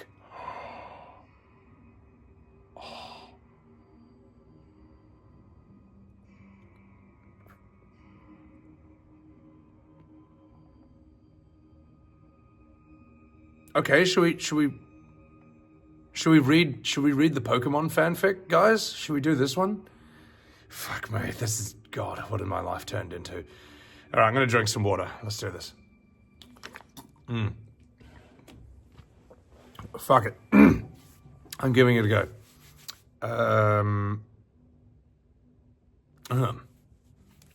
Pokemon. Nash Fetchum. He was Ash Ketchum's cousin. He lived from Pallet Town, but wasn't from the same year, so he never met with his cousin. One day, Nash Fetchum got up to start his Pokemon journey once and for all. Nash Fetchum said, "I will be the Pokemon champion." He got up and put on his socks, but he looked at the clock, and he was very late, so he got his backpack and left faster. Dr. Oak said, "You're late," and showed him empty Pokeballs with no Pokemon in them. Nash Fetchum said, "But what the Pokemon will I have?" What? This is written so weird. A mysterious voice said, "Take the other Pokeball, Nash." He looked but didn't see the voice. He took the Pokeball under the table and opened it. Pika! It was a Pikachu. Dr. Oak said, "Ha! I didn't glad almost that one." Dr. Oak said, "It looks like it like you," and smiled. But watch out. It was too late as Nash Fetchum was zapped and fall to the ground with bruises and crispy. This is literally how it's written. Nash Fetchum said goodbye to his mother and left on the road for the town where the first gym was. Pikachu did followed along with Nash, and as he told stories of how IE would be Pokemon champion. Nash Ketchum went to gym because he said, I have to be a good Pokemon champion like my brother Ash. And he was ready for the battle when the gym leader named Broke. Draw your Pokemon, said Broke, as he showed him Rock Onyx Dragon. Nash was going to use the Weedle he found in some grass, but the voice said, no, use Pikachu. But again Ash looked around but didn't see voices. Who are you? Said Nash Ketchum, back to Nash Ketchum. You have to use a Pikachu because it is the dragon weakness, said the voice. Then it was silence. Go Pikachu, said Nash. But Broke countered with rocks and Pikachu had to A-dodge. Then threw Pokemon at him and it landed. A leap. It attacked, missed, dust everywhere. Then it settled and Pikachu was tops. Broke said, good job, take this budge. And Nash Ketchum had 2 badge because one was from Pallet Town 5 years ago. This is so fucking stupid. All right. Nash Ketchum was on the road again and laughed. It was nice out. The tree were happy in the air. But Nash Ketchum thinked about the voices that was more right than him. But the voice said, Nash Ketchum, look up. And Nash, looking up at the sky, saw Rayquaza and caught it in a Pokeball. Nash Ketchum said, yay, I got Rayquaza, and went to the daycare to drop it off. But when he put Rayquaza, the nice lady said, cute Rayquaza, it's time to play with your blocks. But Rayquaza said, Rayquaza does not play with blocks. And he hyper-beamed the daycare and blew it up. Okay, alright, okay, it's gotten good. Oh my god, Saskia, welcome in. Kiss my bleep, what's going on? Alright, finally the story got good. I'm happy with this. I feel like this story's going good places. What's up, cool guy? Next day, he had to battle a gym with pants. He waited, but the voice said to him, Nash Ketchum, use Pikachu again. But Nash Ketchum said, but the plants are hard with Pikachu. But the voice didn't answer again. So he went. The enemy pulled out a Gloom and said to Nash Ketchum, huh, you think you have what it takes, boy? And attacked. Pikachu dodged and leaped quickly through the air and did Electo Sparks. Gloom filled with electric and soon could not battle anymore. It was certain. Pikachu said, Pika, because he had won battle again. The gym leader said, I had you wrong, kid, and gave another badge to Nash Ketchum. Nash Ketchum went to the other gyms really fast. He fought long and hard and got every badge because he was always the best. There were times when he stopped, but the voice said, no, Nash Ketchum, you must battle to be the Pokemon champion. And he listened to the voice to keep fighting. His pears fell when he collected his last badge to enter and the last battle. Nash Ketchum stood at the last battle for all. Crowds gathered from where? The mood was at the limit for Nash Ketchum's quest to be Pokemon champion. His voice said, Nash Ketchum, use Pidgeot, then Pikachu. So he did. He chose Pidgey for the first round. The other trainer said, I will be the best, and sent Charizard. They flew through the air, but Pidgey was smaller and could dodge faster than lightning. Whirlwinds in the air. Charizard blew firebolts, but Pidgey went fast through and hit them hard. It was like nothing but before. Then Pidgey caught fire and flapped to be put out, but the Charizard stomped him fast, and he was the victor. Nash Ketchum said, no, Pidgey, but then sent it out Pikachu to replace. Pikachu drove fast and finished off the fight because Charizard was weak now. Then the trainer chose Zubat, but Pikachu won too. Finally, he was at his last Pokemon, and the crowd turned to nuts. Go Ninetales! And Ninetales came out. It swirled like fireballs and struck Pikachu like thunder. Then Pikachu's face fell to the ground. Nash Ketchum said, go Pikachu, you can do it. And Pikachu got back up and he jumped and he slammed it in his face so it went flying and he didn't get up. The man said, Nash Ketchum wins. And Nash Ketchum cried as he hugged Pikachu. Pikachu said, Pika. And Nash Ketchum said, we win Pikachu, I am the Pokemon champion. And he cried some more. But then, something horrible happened. Congratulations, Nash Ketchum, you did well. And Nash Ketchum looked up to see Mewtwo standing in front of him. Nash Ketchum said, it was you all along. And Mewtwo said, thank you, Nash Ketchum. You helped me take over the world. You did well, my little Pokemon. Nash Ketchum said, but I am not Pokemon. But Mewtwo said, I am your master, Nash Fetch'em. Pikachu is only your imagination because you are Pikachu. Nash Fetch'em looked down and saw his yellow paws and his fur for the first time. Mewtwo said, You did well, my little one. You deserve rest. And he held out his Pokeball. Nash Fetch'em said, No! And he tried to dodge, but it was too late for him.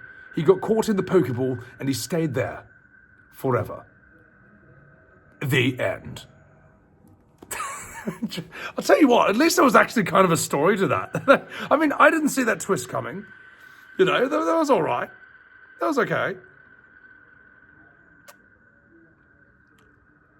I don't know. What do you think of that, chap? Is that a W? What is this, Greedy Bug Lord? I'm reading bad fan fiction. Yeah. So, in fact, I'm going to change my stream title to that. Let's see. How do I do that? Oh, no, Inappropriate Stories is a pretty good title. I mean, it kind of is. So, Cat Pig, what did you just walk into? It's so dumb, man. It's entertaining to say the very least. No, I appreciate that. Appreciate it. The bananas are pretty good after struck that. Stories like that are going to have to be few and far between. That was great, man. Let's see.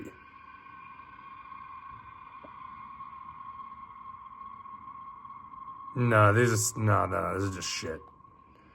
God. What else do we have? I have been dying to share this. What is this one?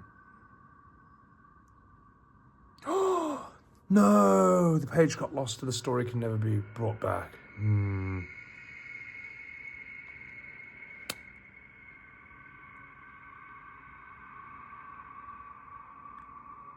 What is this one?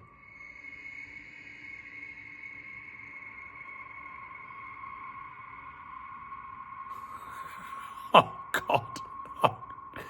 Oh, God. Oh, God. All right. Okay. I don't even know who this is about. Oh, no, wait. Is Sally... Hang on. Is Sally a character in Sonic? Oh, no. Oh, no. Oh, no.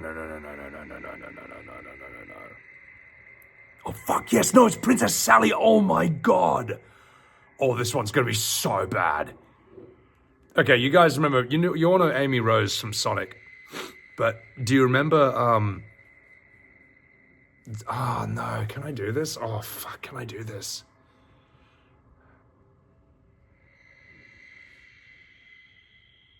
And there's Princess Sally from the TV show. You can see where this is going to go.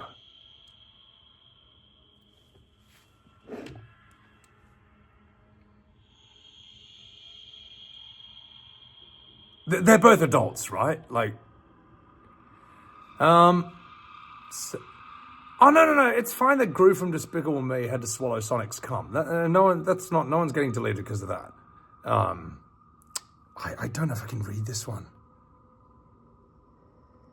No, I can't because these characters are too young. I'm not going to do that. Oh, this one. What the fanfic? Oh, I'm not going to request to join that. Fuck off.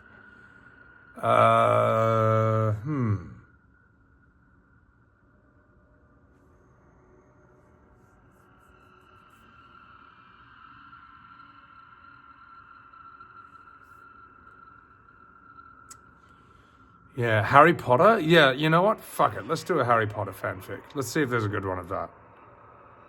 That's actually a really good point. But not My Immortal, because My Immortal's classic.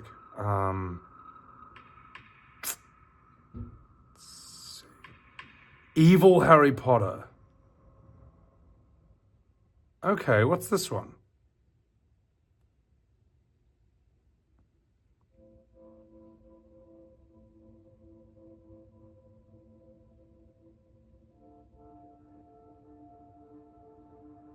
No, this is just... Yeah, this is actually really inappropriate. Jesus Christ, man. I don't read these normally. Yeah, no, I'm not going to do anything about Sally or Amy Rose. Like, they're just, no, I'm not going to do that. Harry Potter fanfic. No, this one's just cringe. I'm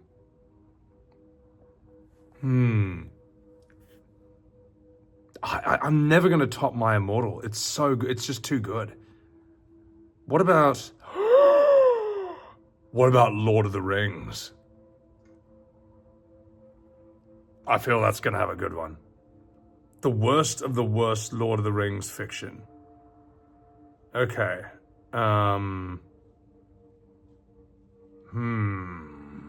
Could be good.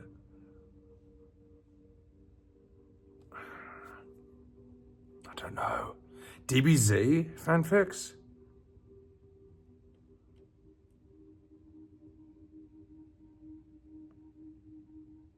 Celebrian, the ultimate bad Lord of the Rings fanfic.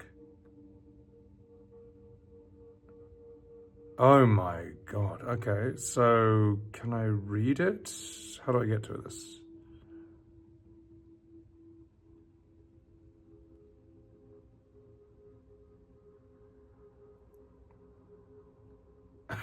Okay. All right. Celebrian. Wait, fuck. Let's see this one. Oh, God. Oh, God, how? I'm just reading this.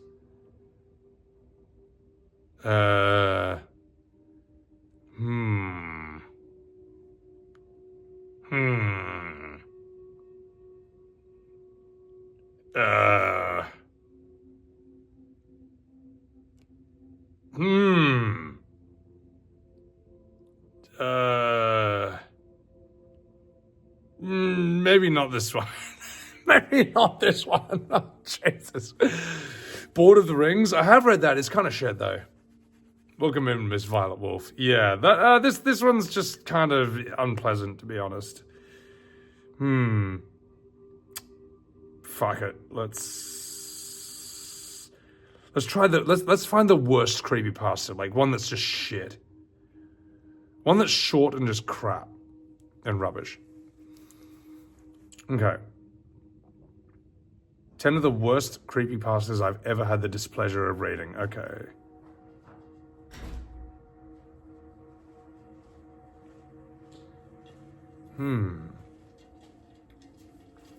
Jesus Christ.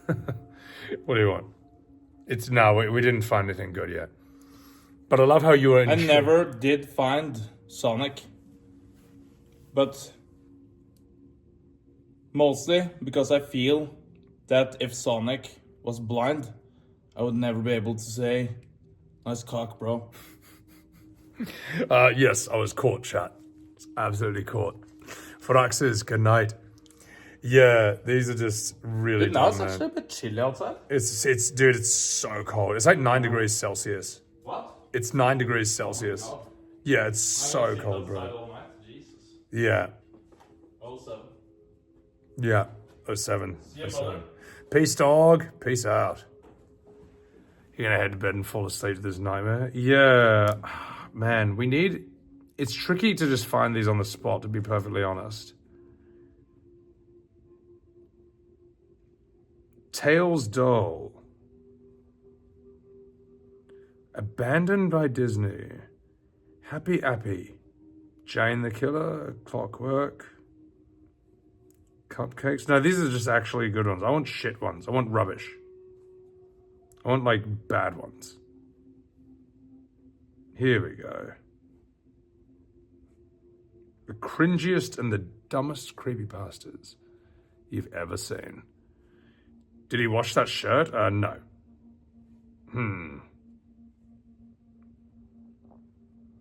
Sonic EXT. Oh, Jesus. Ooh, ruh-roh. Sequels. Jesus, this image is too hard to look at, man. Fuck it. I'll tell you what. We'll do like a lazy one. We'll do something easy to read. We'll just do something very quick. just to keep the stream going, because I don't want to sit here just like, stuck all day. Let's do...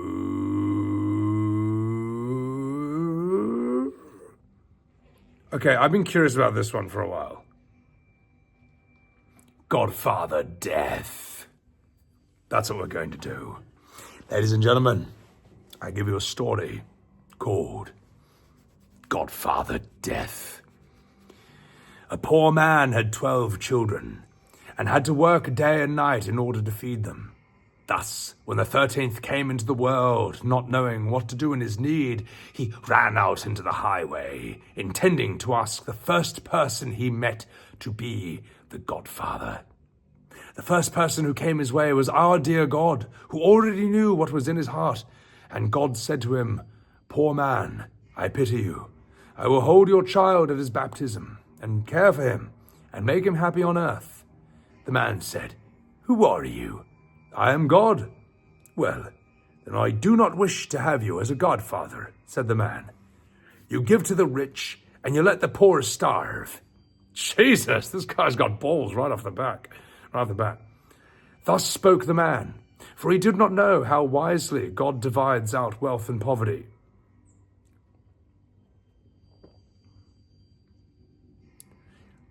I don't know if that was true even back then.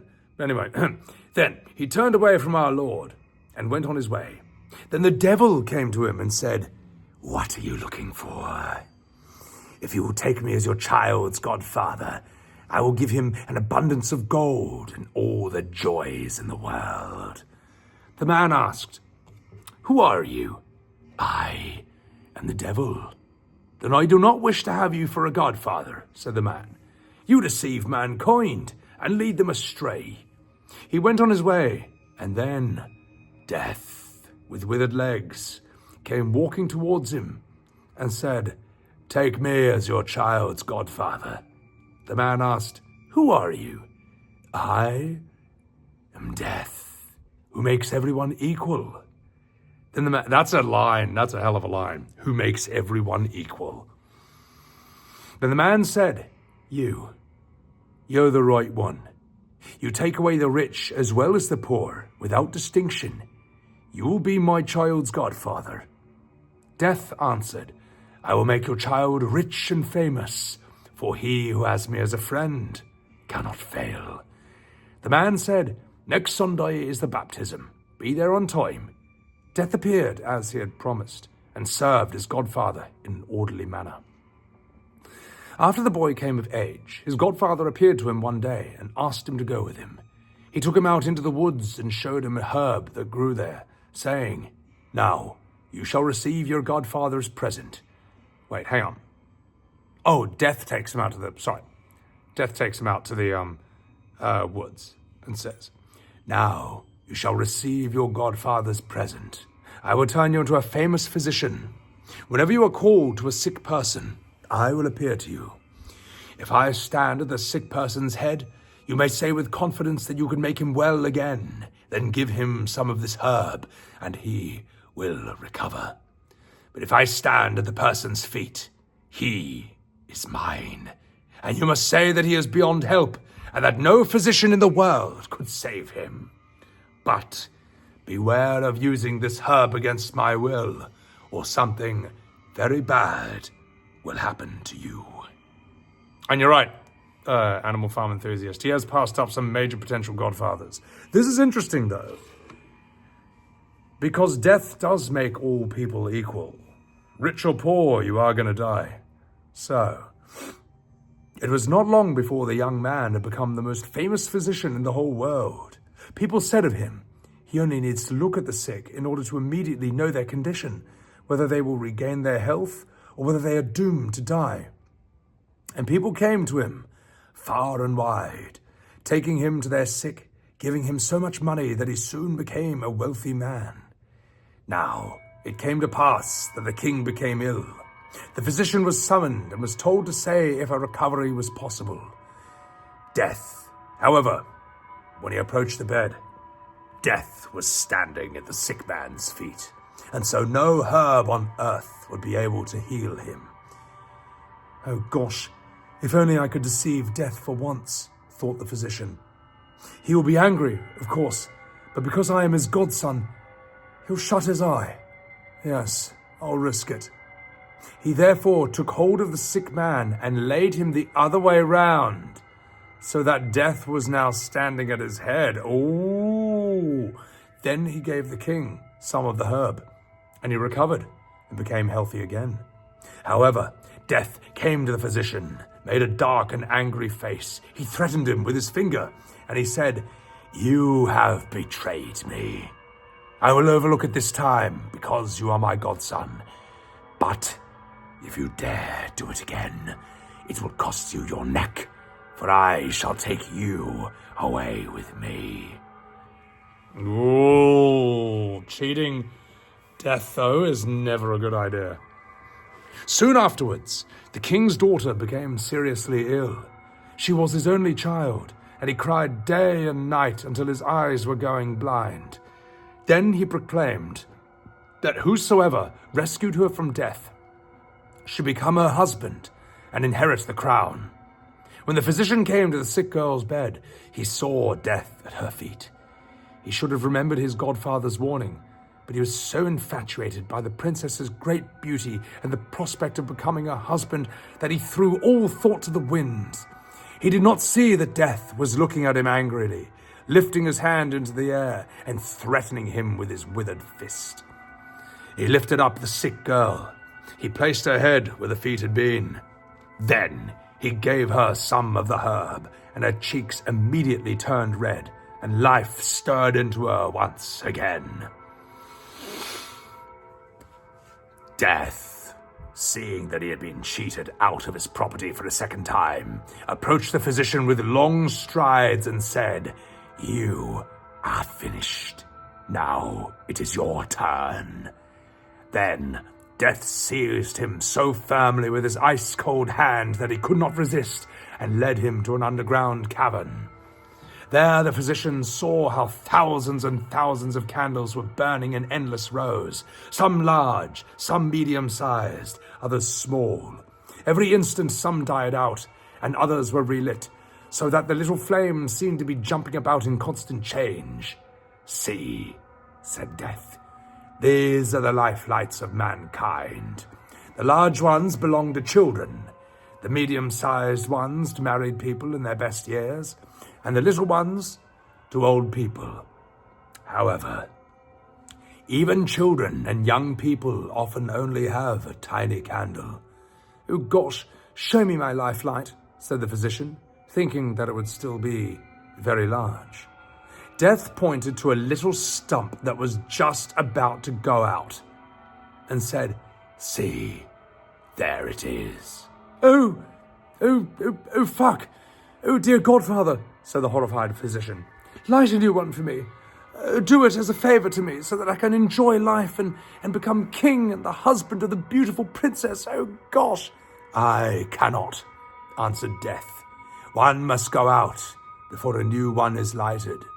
"Then, set the old one onto a new one that will go on burning after the old one is finished," begged the physician. Death pretended that he was going to fulfill this wish, and he took hold of a large new candle. But, desiring revenge, he purposely made a mistake in relighting it, and the little piece fell down and went out.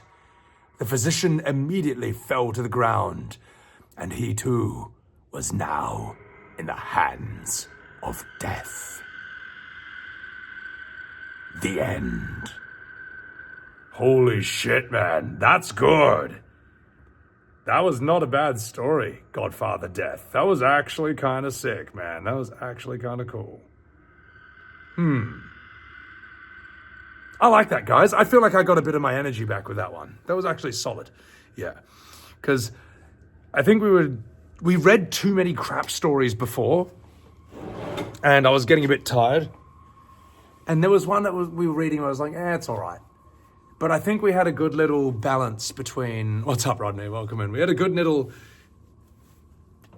I'd say, comic relief interlude with the Sonic fan fictions. That was epic. That was sick, hey?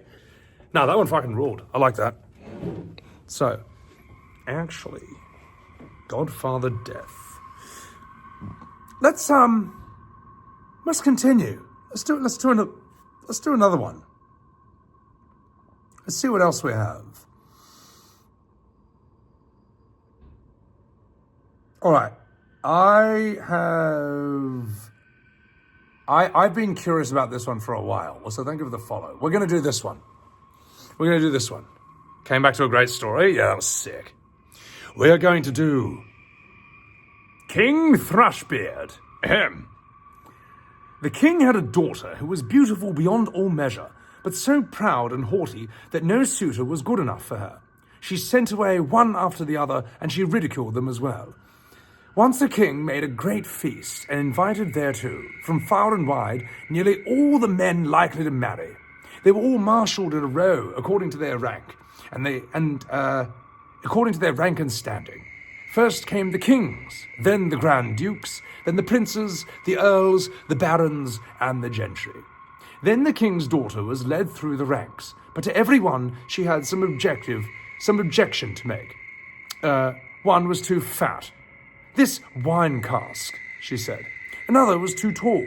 Oh gosh, long and thin has little within. The third was too short. Short and thick is never quick. The fourth was too pale. Oh gosh, as pale as death. And the fifth one was too red. A fighting cock. The sixth was not straight enough. A green log dried behind the stove. Okay, she wasn't calling him gay. She was just saying he was crooked. Ahem. So she had something to say against everyone, but she made herself. So she had something to say against everyone, but she made herself especially merry over a good king who stood quite high in the row, whose chin had grown a little crooked. Oh well, she cried and laughed. He has a chin like a thrush's beak. And from that time he got the name King Thrushbeard. But the old king, when he saw that his daughter did nothing but mock people and despised all the suitors who were gathered here, was very angry. He was very angry, and he swore that she should have for her husband the very first beggar that came through his doors. Oh, this is good. This gonna be good. Okay, his daughter's about to get wrecked. So whoever walks through that door, she has to marry him. A few days afterwards, a fiddler came and sang beneath their windows, trying to earn a small alms. When the king heard him, he said, "Oi, let him come up." So the fiddler came in his dirty, ragged clothes, and sang before the king and his daughter. And when he ended, he asked for a trifling gift. The king said, "Your song has pleased me so well that I will give you my daughter for a wife." Oh my God, dude. This fiddler hit the jackpot, mate. The king's daughter shuddered, but the king said, "I have taken an oath to give you to the first beggar man, and I will keep it, you strumpet." All that she could say was in vain. The priest was brought, and she had to let herself be wedded to the fiddler on the spot. Oh my God. Fuck. Oh, Jesus, my phone. When it was done, the king said, "Now, it is not proper for you, a beggar woman, to stay any longer in my palace. You may go away with your husband. Fuck off." The beggar led her out by the hand, and she was obliged to walk on foot with him. When they came to a large forest, she asked, "Oh gosh, to whom does this beautiful forest belong?" "Oi, it belongs to King Thrushbeard. If you had taken him, it would have been yours." "Oh, the unhappy girl that I am. Oh, fuck, if only I'd married King Thrushbeard." Afterwards they came to a meadow, and she asked again, "To whom does this beautiful green meadow belong?" "Oi, it belongs to King Thrushbeard. If you'd taken him, it would have been yours too. You fucking minge." "Oh, shit, what an unhappy girl I am. If only I'd married King Thrushbeard and let him bum me." Then they came to a large town, and she asked again, "To whom does this fine large town belong?" "Oi, it belongs to King Thrushbeard. If you'd taken him, it would have been yours." "Oh, gosh, what an unhappy girl I am. If only I'd let King Thrushbeard split me in half." "Oi, it does not please me," said the fiddler, "to hear you always wishing for another husband. Am I not good enough for you?" At last they came to a very little hut, and she said, "Oh, goodness, what a small house. To whom does this miserable, mean hovel belong?" The fiddler answered, This is my house and yours, where we shall live together. She had to stoop in order to go in the low door. But where are the servants? Said the king's daughter. What servants? Answered the beggar man. You yourself must do what you wish to have done. So make a fire at once. Set the water to cook for my supper, 'cause I'm quite tired.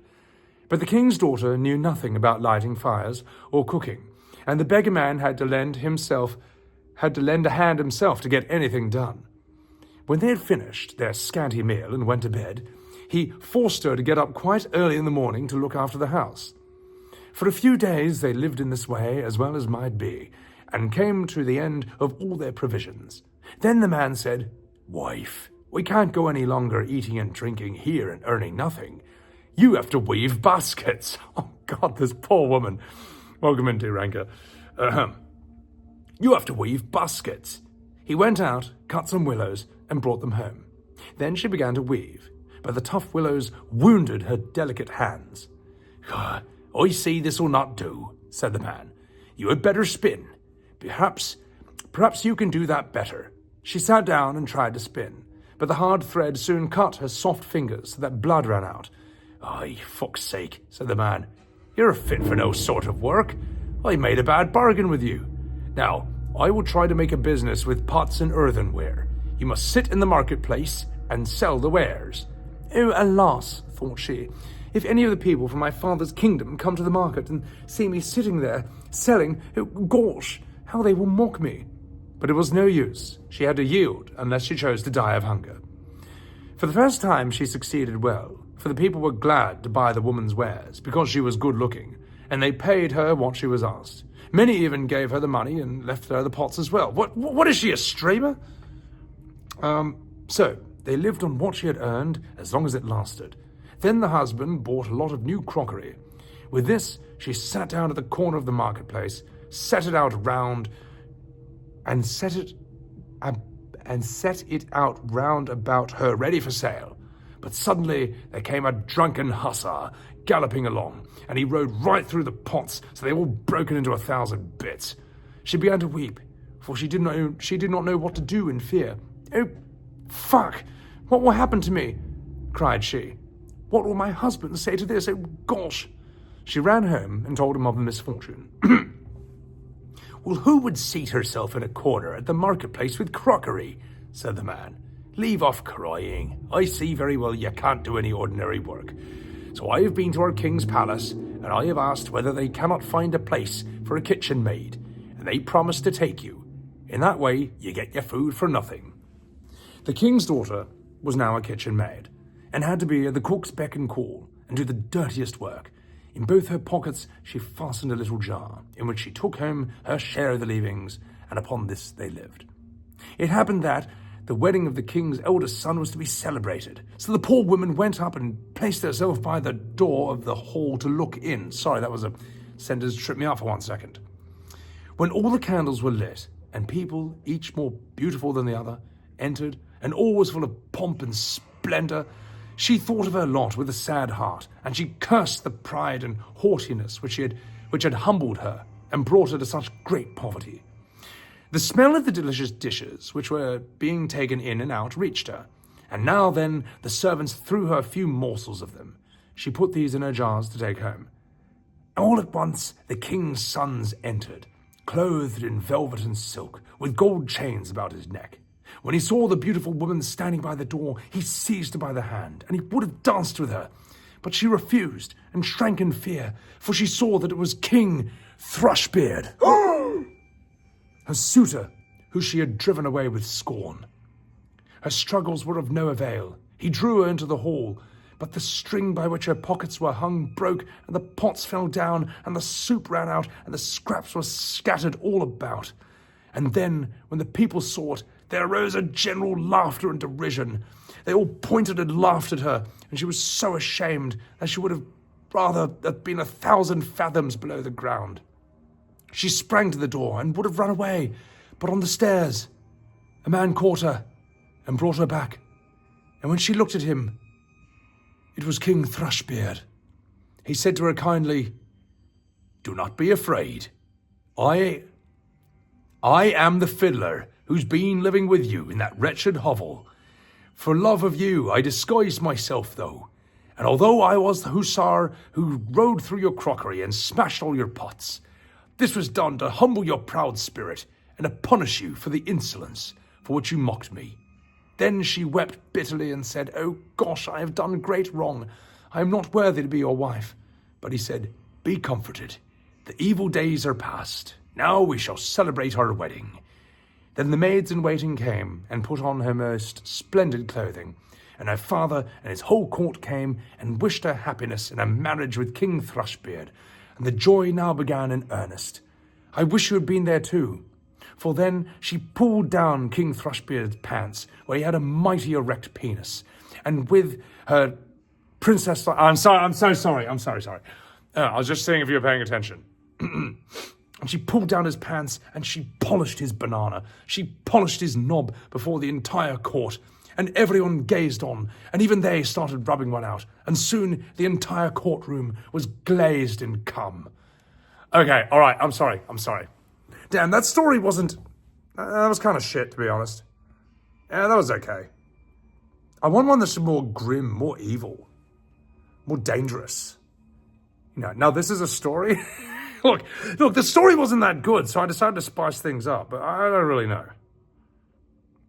I think that was kind of whatevs. That took an unexpected turn. Archsound, welcome in. Let me try one more. I want a really dangerous one, man. I want like an evil story. Like Godfather Death was really sick. There's got to be another one, man. It's got to be another cool one.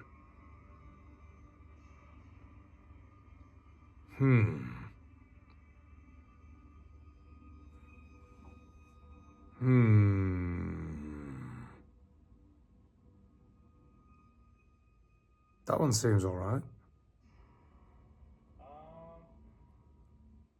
I could just hear Rav. That was an epic story? Yeah, it was all right. It was all right.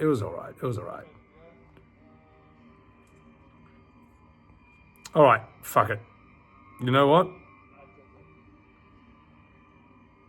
No, that one's whatever. We'll do this one instead. That seems kind of interesting.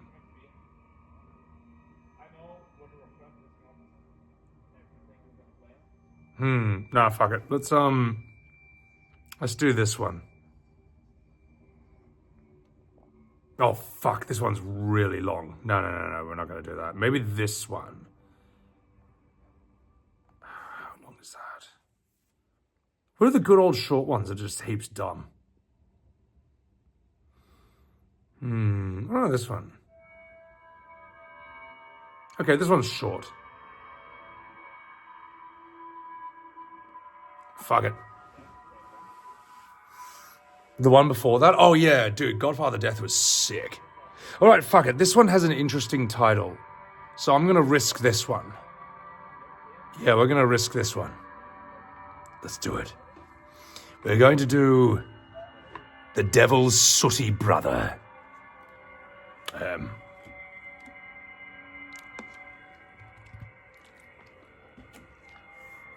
Ladies and gentlemen, I give you The Devil's Sooty Brother. A disbanded soldier had nothing to live on, and he did not know how to get on. So he went out into the forest where he had walked for a short time. He met a little man who was, however, the devil. The little man said to him, "What ails you, that you seem so very sorrowful?" The soldier said, "I'm hungry, but I've got no money." The devil said, "If you will hire yourself to me and be my serving man, you shall have enough for all your life. You shall serve me for 7 years, and after that you shall be free. But one thing I must tell you, and that is, you must not wash, comb, or trim yourself. You must not cut your hair or nails, or wipe the water from your eyes." Okay, this story is interesting already. The soldier said, "All right, if there's no help for it. And he went off with the little man, who straight away led him down into hell. Okay, this is kind of cool. This is my kind of story, brother. Then he told him what he had to do. He was to poke the fire under the kettles where the hell broth was stewing, to keep the house clean, to drive all the sweepings behind the doors, and see that everything was in order. But if he once peeped into the kettles, it would go ill with him. The soldier said, "Good, I'll take care." And then the old devil went out again on his wanderings, and the soldier entered upon his new duties, made the fire, and swept dirt behind the walls, just as he had been bidden. Then he burped. That was in the story. So, no immersion was broken at all.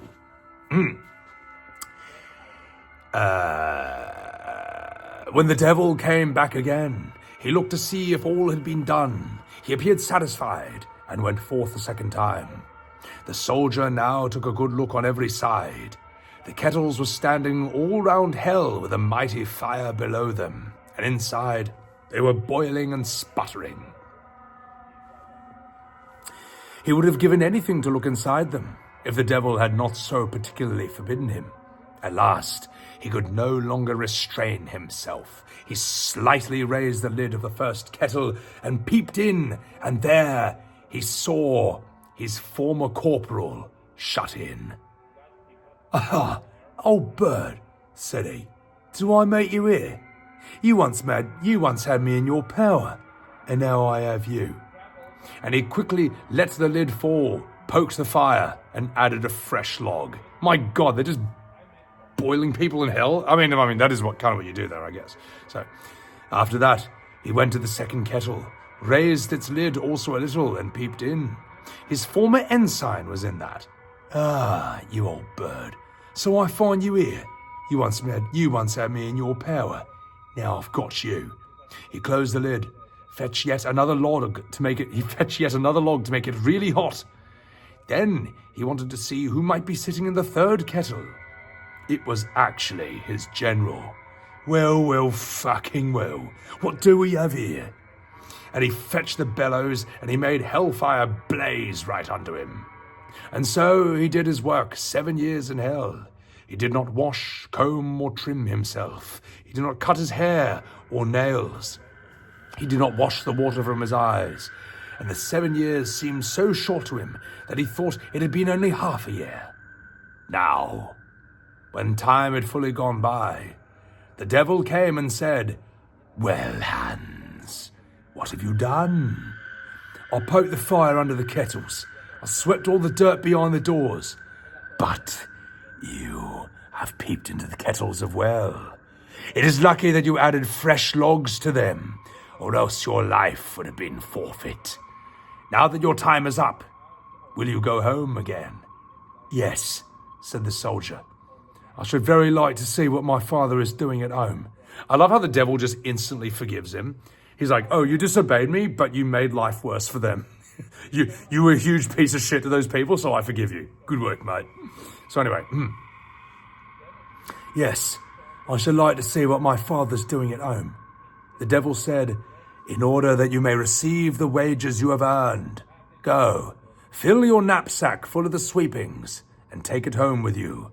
You must also go unwashed, uncombed, with long hair on your head and beard, with uncut nails and dim eyes. And when asked from whence you came, you must say, 'From hell.' And when you are asked who you are to say, 'The devil's sooty brother, and my king as well.'" The soldier held his peace, and he did as the devil bade him, but he was not at all satisfied with his wages. Then as soon as he was up in the forest again, he took his knapsack from his back to empty it, but upon opening it, the sweepings had become pure gold. "Fuck me, I should have never expected that," said he, and he was well pleased, and he entered the town. The landlord was standing in front of the inn, and when he saw the soldier approaching him, he was terrified, because Hans looked so horrible, worse than a scarecrow. He called from him, and he said, "Oi there, Whence come thou? From hell. Who art thou? The devil's sooty brother, and my king as well. Then the host would not let him enter, but when Hans showed him the gold, he came, unlatched the door himself. Hans then ordered the best room and attendance. He ate, he drank his fill, but he neither washed nor combed himself, as the devil had bidden him. And at last he lay down to sleep. But the knapsack full of gold remained before the eyes of the landlord, and it left him no peace. And during the night, the landlord crept in, and he stole the knapsack. The landlord crept in, and he stole the knapsack away. Next morning, however, when Hans got up and wanted to pay the landlord and travel further, behold, his knapsack was gone. Thou hast been unfortunate Thou hast been unfortunate from no fault of thy own. And straightway he went back to hell. He complained of his misfortune to the old devil. He begged for his help. The devil said, "Seat yourself. I will wash, comb, and trim you. I will cut your hair and nails. I will wash your eyes for you." And when he had done with him, he gave him the knapsack back, again, full of sweepings, and he said, "Go, tell the landlord that he must return you your money, or else I will come and fetch him, and he shall poke the fire in your place." Hans went up and said to the landlord, "Thou hast stolen my money. If you don't return it, then you'll go down to hell in my place, and will look as horrible as me." Then the landlord gave him the money, and more besides, only begging him now to keep it a secret, and Hans was now a rich man. He went on his way home to his father, bought himself a shabby smock frock to wear, and strolled about making music, for he had learned to do that while he was with the devil in hell. There was, however, an old king in that country, before whom he had to play, and the king was so delighted with his playing that he promised his elder daughter in marriage. Holy shit, that's not a bad that's not a bad reward for playing music well.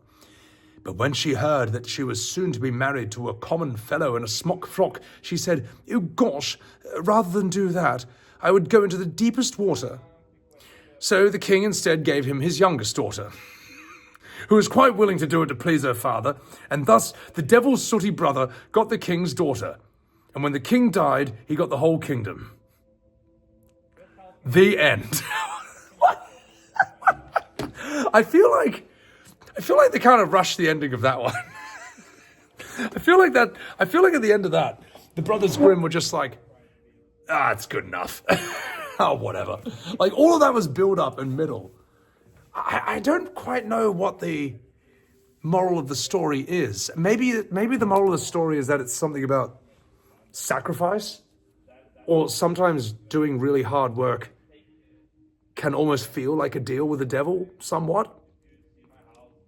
I don't know.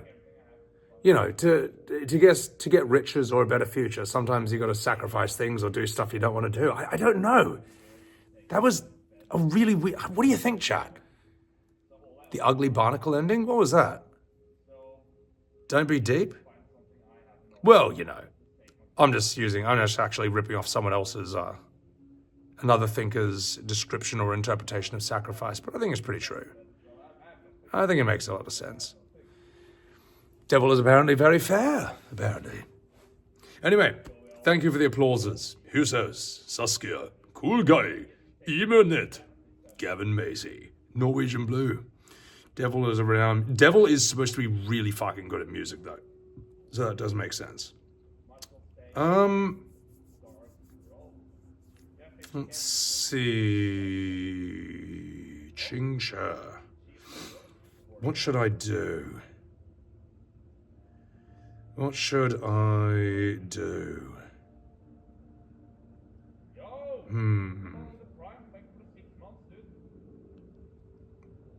You know what? Let's raid someone.